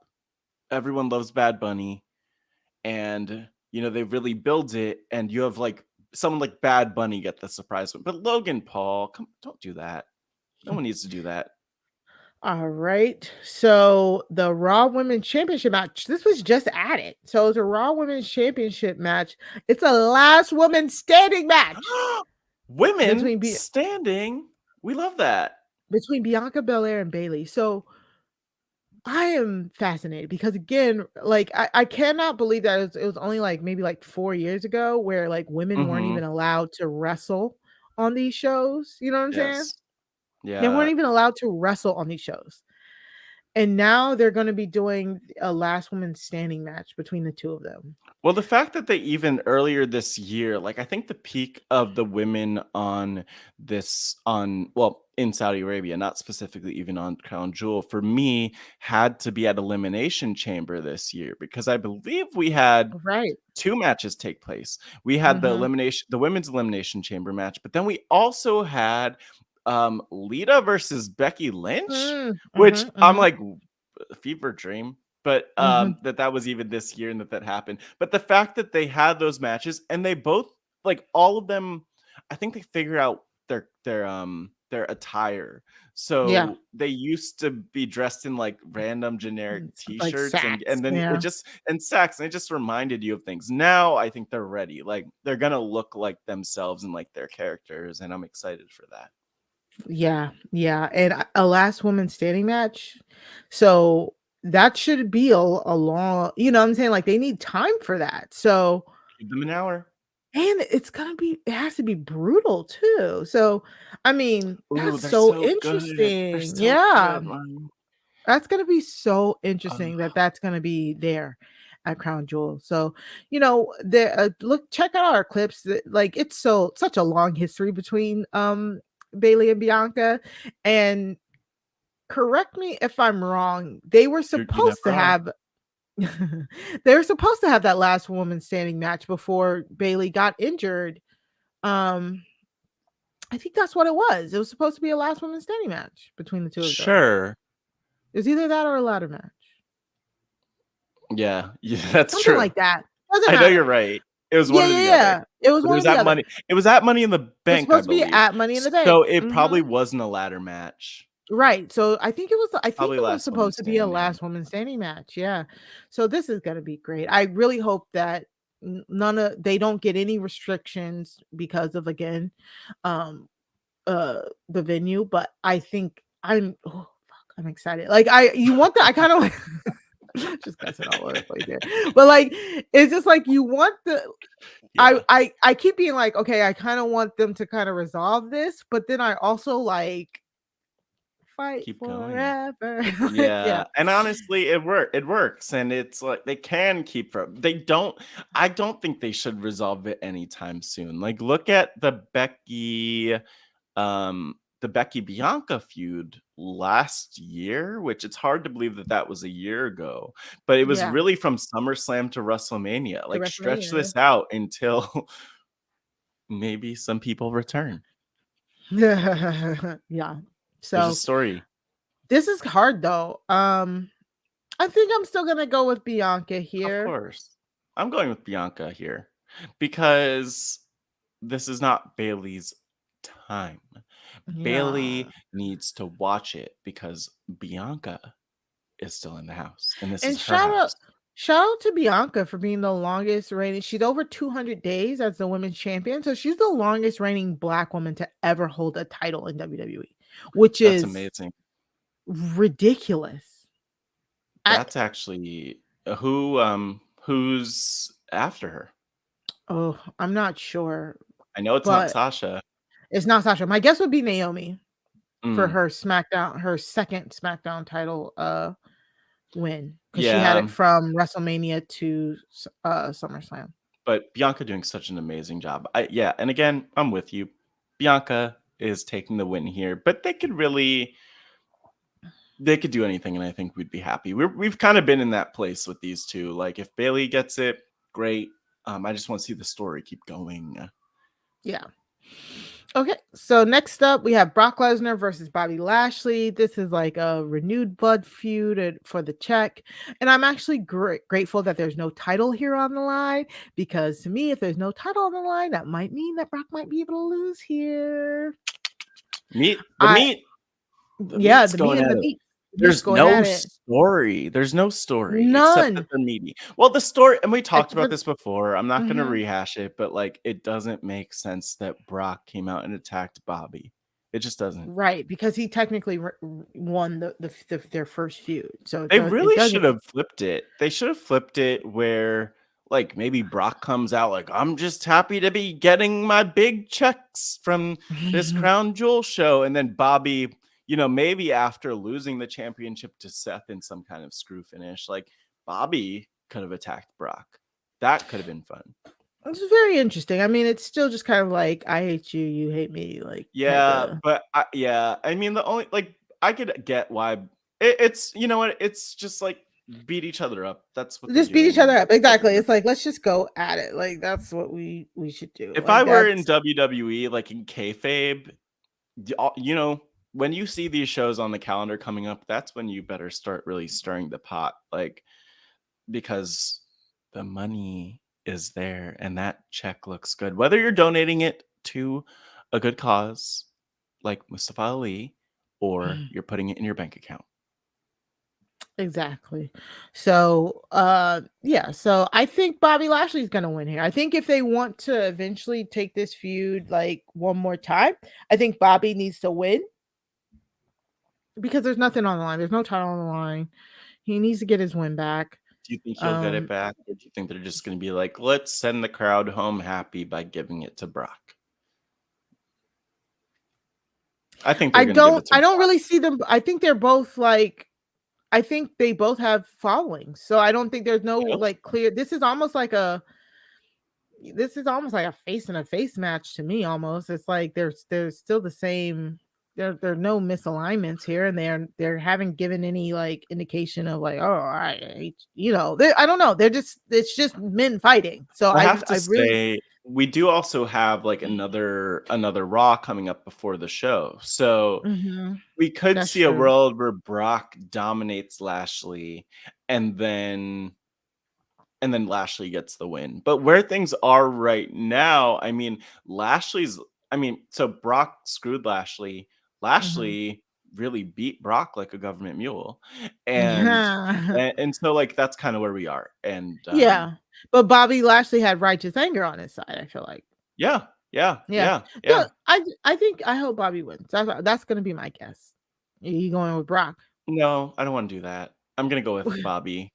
I just feel so now all of our picks are the same. Oh wait, are they? Yes. Oh shit. I just feel okay. Well, I feel better about Bobby. Like I want him to win. It just in my soul feels wrong choosing Brock. I'm gonna stick with what I initially said. I think Brock will take the win here. I don't like it though, and I'm sorry, Bobby. By the way, Bobby's like a nice. Yeah, Bobby's a very like friendly, nice guy name, and I'm staring at this man's bald head, and he does not look like a Bobby. He looks like a Bob. You know what I'm saying? A Bob, yeah. Who was calling him Bob that one time? That one period, I can't remember. I think it was a New Day. Oh yeah. So those are our picks for that one. Steel cage match: Drew McIntyre versus Karrion Kross. Like they've gotten. This feud has gotten like really like hectic since Extreme Rules. Drew McIntyre like tried to kill Karrion Kross with a car. Yeah, I'm not clear. I don't know if you have more details on that, but I am not clear on exactly what. All I know is that SmackDown opened with a car crash, and I'm like, wait, what? What I'm assuming was Drew ran his car into Karrion's car, but jostling Karrion, and then when they were like trying to look at when they were trying to help him, Drew came out of nowhere and then started attacking Karrion as well. And then he tried to like put his head in the door and all. He really did. He tried to put his body through. Well, Drew was mad because of what happened at Extreme Rules. Like that was his first time coming back. Yeah, that was probably his first time being pepper sprayed too. So I would be upset. So Karrion Kross choked out Madcap Moss while talking ish into a microphone like he normally does. So like one does. So this is going to be a steel cage match, with the intent of Scarlett being on the outside. So to level the playing field for it's Drew. A cage. She could climb, right? I don't know. She also probably has powers to levitate into. She probably has a key though. They do so much, or cutters, because they do so much with whips and chains. Like she needs to be able to at least cut the cage open. Drag them. I mean, it's not a drag. Yeah. So I'm going to go with. Wait, let me go with. I'm going to go with. Let me choose my pick first. I'm gonna go with. Well, he just won though. I'm gonna go with Drew. I think it's Saudi Arabia for like. I think they're really into Drew. Yeah, I think so too. Putting him over there. And Kross did just win, but again, I guess that's really the right answer. Yeah, I do think Drew's gonna win. We'll just go with Drew here, both of us, like we always. I went with Brock. There's no tension in these picks. No, Brock is the tension. Yeah. But, hey. We also are getting the OC, which stands for the original club, I think, versus the Judgment Day. So, not the Orange County, not like the show on not the MTV. show. No. So the Judgment Day and the OC have been going back and forth for the past couple weeks. We talked about when the Good Brothers came back to give AJ some backup and some help. They've been, oh my God. First off, they've been engaging in war of words. But this week on Raw on Monday, Carl Anderson versus Finn Balor. It was a one-on-one match, but shenanigans happened on the outside. Matt, why does Rhea Ripley continue to break the internet? She body slammed Gallows. I want her to body slam pick me. that man. She picked that man up and body slammed him. It was great. It was great. My only thing, and I guess they don't need to give us everything that we want and need now, but I wish that she would have picked him up and body slammed him through that announce table. Oh yeah. And I hope we get that. I hope we get that at Crown Jewel. I want her to pick him. You remember the storyline from, I guess, 2 years. Was it 2 years ago or was it? It was probably last year. Nia Jax and Lana, where Nia Lana, kept putting Lana through the table. Two I want Rhea to keep doing it, body slamming Gallows until eventually she just puts him through a table. Yeah, and it's so funny because at this point, honestly, like, just like hit her with a big boot, and then just like ask for forgiveness later. He missed, so he hit Priest with a big boot. Yes, he turned around. Rhea pushed him in the back. She was gonna do it. Yeah, she pushed him into the ring post. He stumbled from the ring post, and that's when she body slammed him. And then she also got into the ring and delivered a low blow to Carl Anderson so Finn could win. And this is so good. Like, the Judgment Day is finally winning. It feels like they're finally a really good like faction. Mm-hmm. I'm loving all of this. Like, all of this. Yeah, but what are they gonna do about Rhea? Like, that's my thing. Yeah. I need these people to have a summit. I need all of the face men on the Raw roster to come together and talk about what they're gonna do about Rhea, because it is right awkward. now. Like, at some point, they can't put their hands on her.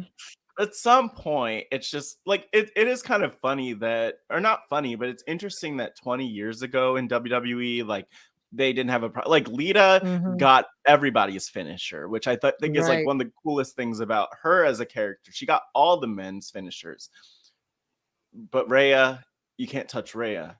And so I wonder, I don't know, it'd be interesting to see what they do with her, but she could be in that spot where they're just like, screw it. And then like it just turns into she's the one woman who clearly physically kind of like on the Nia Jax. I think Nia Jax is a good comparison. She's giving China energy. She's giving very China energy with that. So she is. We love that.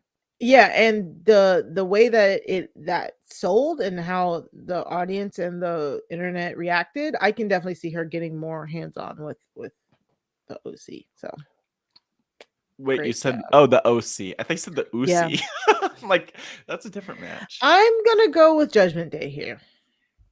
I'm gonna go with the club here. Okay. Just I feel like it's a toss-up. It is a toss-up, but I think it's okay. What happens in Saudi Arabia, thankfully, stays in Saudi Arabia, and I think it's okay that the OC wins here. It'd be good to give them a win, like Judgment Day. Exactly. Yeah. Judgment Day is already so strong that they could take a loss here. Yeah, I think so too. Maybe if they do figure out the Rhea problem, then that can be a way for them to win. Yeah, who are they going to call? Because you know what it is, like, they're just going to have to call a woman, and is what they're going to resort to. So or not, but like that's kind of what they should all know to do at this point. So kayfabe wise, I hope that they have some solution. I don't know if there's a woman on the roster who's just not doing anything that I they could mean, have. Nikki Cross wouldn't be a bad addition. We'll see. We'll see. All right. Probably one of the ones that I'm least excited about, Braun Strowman versus Omos. You don't like big meaty men slapping meats? I like what MVP and Omos are doing. I really do. Yeah. I think that's a perfect pairing, like MVP as a mouthpiece, Omos as the giant. I love that for them. The problem is they're supposed to be the bad guys, and Braun Strowman is supposed to be the good guy here. I'm okay with that. No, thank you. I mean, it's not a great story, but I'm okay with it because at the end of the day, like, it's hilarious to me. This whole story is hilarious to me, Mari, because Braun Strowman, they've been getting him over as like, he's huge, he's massive, he's a monster among men, and then he looks like a child next to Omos. Yeah, he was like, I think he used to be monster among men, right? When he was flipping the trucks. And then he's monster among monster, or monster above monster, monster of all monsters, maybe. Monster among monster of all monsters, I think. Yeah. So, but it's hilarious. He's so small compared to him, and I mean, he's very muscular. I will say he might be actually stronger than Omos, but yeah. You know, I like seeing, but I think Omos is gonna lose in Saudi Arabia. I actually do too, but I'll go for Omos here. I'll say he's gonna win, but I agree. I think he might lose. They both have some nice solid beards, though, I have to say. I like that about them. Big men with beards. They've been like doing random like Omos versus 4 guys. Like it's just like, does anybody care about this anymore? I mean, there has to be some people out there who do love big meaty men, like E said, but I don't know. Anyway, a lot of people like big meaty men. Honestly, I don't like the It's fun. I want to be a fly on the wall in these WWE creative meetings before Crown Jewel, because it is interesting that they really do go out of their way to put out some big meaty men for these shows. And I don't know if that's like a special request. It's like, hey, we're gonna pay you like $20 million to be here, WWE, but please give us some meat. You know, like maybe there's like a weight, maybe they have a scale when they get to Saudi Arabia, and they just have all the wrestlers get on it, and they're like, if it's not at least 100,000 pounds, then then you're not getting all your money. So I don't know. It's strange. This isn't it's a random ass match, but yeah, Braun is my guess here. Yeah, finally, they added a tag team championship match. The Usos, the current champions, the undisputed champions, versus Ridge Holland and Butch. Of the Brawling Brutes. This kind of formulated because the Bloodline attacked Sheamus 2 weeks ago, like viciously attacked him, and viciously attacked him, put his arm in a little chair and everything. They beat his arm like a government mule arm. They beat his arm like a government. Do mules have arms? Where are these government mules? But they talked about it. Mostly because Sheamus, congrats to Sheamus, he got married. Did you see this? His arm. I did. I did. Yeah, he got married. Drew McIntyre was his best man. Drew McIntyre is his best man. Is kayfabe dead? It's dead. It doesn't matter. And then Miro was one of his groomsmen, like the former Rusev. So it was very funny because it was like Drew McIntyre, who is like so tall and huge, like next to Sheamus, and then it was Miro, who was like third in line, who was just Miro, but in between them was like just a regular man, like a regular older man. I'm assuming one of Sheamus's like actual, like friends and family, and it was just so funny. It was like it was these 2 big wrestlers on outside of like this regular person. So Sheamus is out getting married and probably like his honeymoon and stuff. So that post-match attack should keep him out for a little bit. And in his stead, like Ridge Holland and Butch have been facing off with the Bloodline. And because the Bloodline have been, at odds, they've been winning. So they earned themselves a title shot at Crown Jewel. However, I think the Usos are going to win. Yes. And by the way, there's so much going on here. I don't know what to think, but if you're watching the YouTube version, especially, or if you're not, if you're listening to the podcast, Mari, you're right. It does look ridiculous to have. I'm assuming this is like Sheamus's brother or something, or like his account. He looks like he might be Sheamus's accountant. But yes, he does look ridiculous between two big meaty wrestlers, and I'm disappointed that none of them are slapping meats in the picture at the wedding. Maybe they had a wrestling match. They look so good though. It like Drew looks so good, and Sheamus and all of his garb. I love that. Ooh, yeah, so adorable. Congratulations to them, and yes, so much beauty, so much. Oh, we love love. Yes. So that's it for the Crown Jewel pay-per-view preview there. It's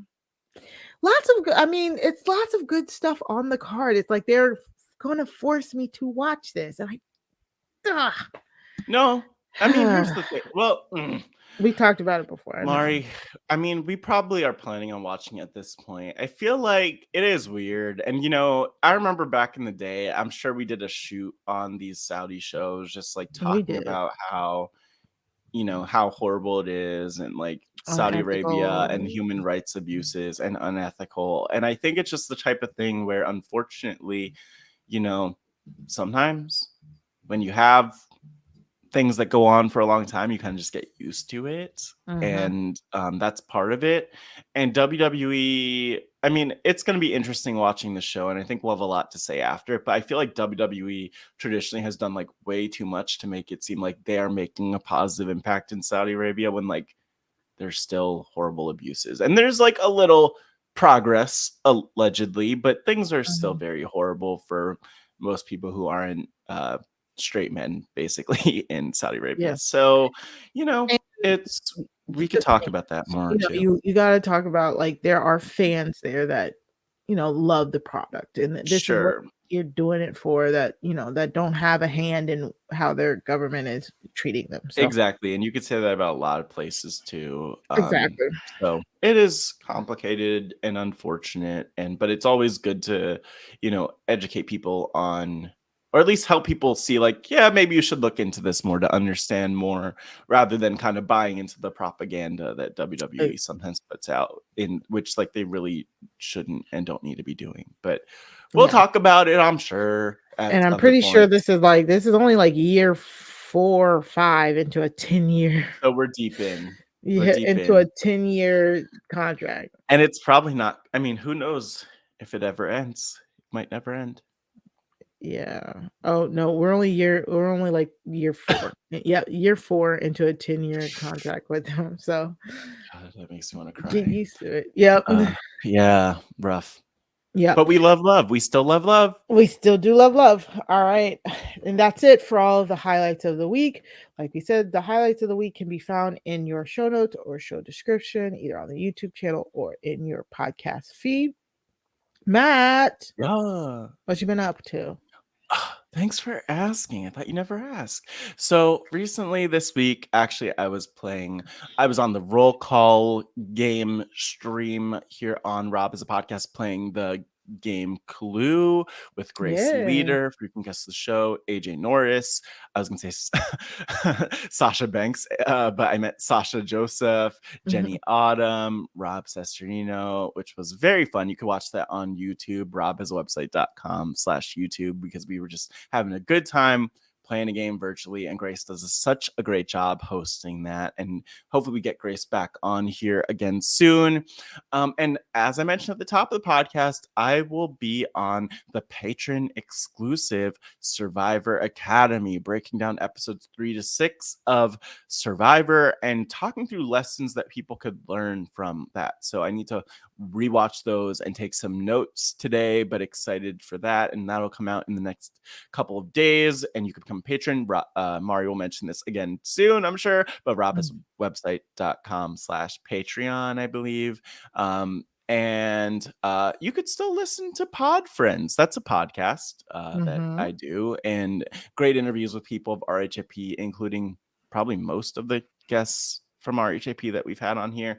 Rob has a website.com/podfriendsfeed. You could catch us at Rob Has a Podcast live event in DC this coming week. So let us know, tweet us or DM us, or let us know if you're going to be there so we can make sure that we say hi. Or if you're there, just like let us know that you listen to the Wrestling RHAPup, and wear your Wrestling RHAPup, your wrestling gear, wear your wrestling themed Halloween costumes. It's not too late. Just whatever. Show the love. And then also the last thing I'll mention is that actually for work, I don't always plug this, but there is a series of interviews, like short climate solutions documentaries or short documentaries that I'm putting out in the next few weeks through my work. And you can check that out at drawdown.org/neighborhood. But there's a launch event in Atlanta, November 9th. So I will be in Atlanta. If you're in Atlanta and if you're interested in going, like DM me, hit me up, and I could give you the link to show up there. And so lots of cool stuff, but follow me at Matt Scott GW for more. There's all sorts of cool stuff going on, and that's the place where you could stay up to date. But Mari, where are all of the places where the people could find you doing it? Okay, so take a deep breath. Take a deep breath. I know it's gonna be like I know it's gonna be all right. So the House of the Dragon Book Club podcast just wrapped up our coverage of the first season of House of the Dragon. Me, DM Philly, and Taryn gave all of our thoughts and theories on the finale of House of the Dragon through a book reader's lens. So if you want to get that, if you want to listen to that, you can go to postshowrecaps.com, search the House of the Dragon feed. Yeah.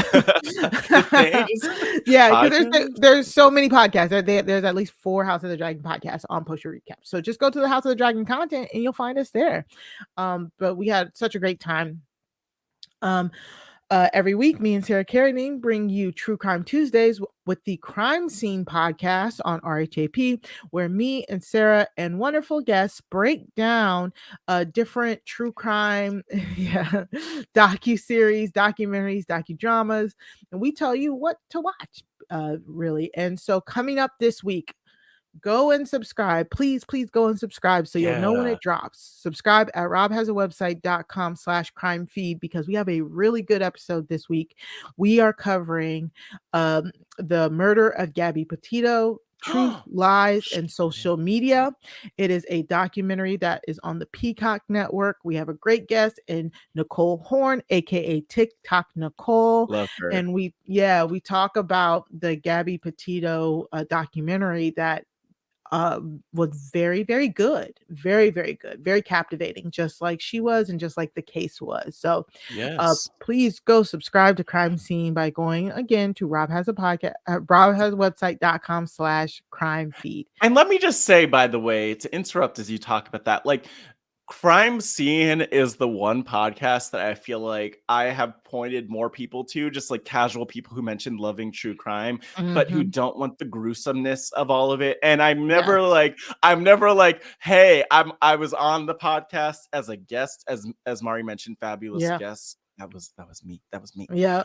And TikTok Nicole and many others. But share it with your true crime friends and give them something that's not police call recordings and other gruesome stuff. It's always fun listening to you and Sarah, and like that's how you want to feel after listening to a podcast. Not afraid for your life. So good job. Thank you for that. Thank you. Yeah, we really try and break it down. We give a lot of content warnings and trigger warnings when we talk about certain subject matter. So definitely go check us out. Then finally, me and Latanya this week, we were back in Atlanta with Earning the Gang for the Atlanta Recap podcast. We are recapping the 4th and final season of the show Atlanta that premieres on FX. So go check it out. We did the latest episode, The Goof That Sat by the Door. Me and Latanya, Chappelle is currently out homecoming. Like I was last week. He is at his homecoming this week. So me and Latanya, me and Latanya took over, had a great discussion about the the latest episode of Atlanta. So you can go check that out by going to postshowrecaps.com/Atlanta. That's postshowrecaps.com/Atlanta. And of course, if you're listening to this and you're not subscribed, what are you doing? Please go subscribe to the Wrestling RHAPup podcast by going to robhasawebsite.com/wrestling feed. Subscribe and let us know if you subscribed. You know, if you subscribe, like tweet us. You could tweet us at Wrestling RHAPup. Tweet us at Matt Scott GW for me. Mari will give her plug soon, but let us know because you might get something special. Not bribery. Well, I'm not saying money. I'm just saying there might be, maybe you'll get like a high five at a live event. Maybe you'll get a shout out on the pod. Actually, you'll probably get a shout out on the podcast. That's special. But you never know. We need gifts and things to send people. Mari, the people want it. We have a lot of fans who really do want us to have t-shirts and merch and swag. And so maybe one day we will. Maybe one day. So you can follow me on Twitter at Mari Talks Too Much. That's 2 like the number 2. You can follow us at Wrestling RHAPup. That's at Wrestling RHAPUP. And from me and Matt Scott, remember, wrestling is for everybody, but not all wrestling is for everyone. Bye. I know that's right.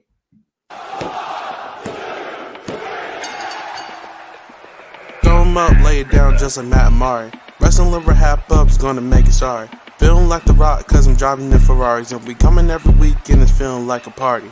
Will a Ric Flair, showing out like Bianca Belair, Best podcast, flush it in the air, Roman Reigns and we win it, don't care, No cap. Throw 'em up, lay it down just like Matt and Mari. Wrestling RHAPup's gonna make it sorry. Feeling like The Rock, cause I'm driving in Ferraris. And we coming every week and it's feeling like a party.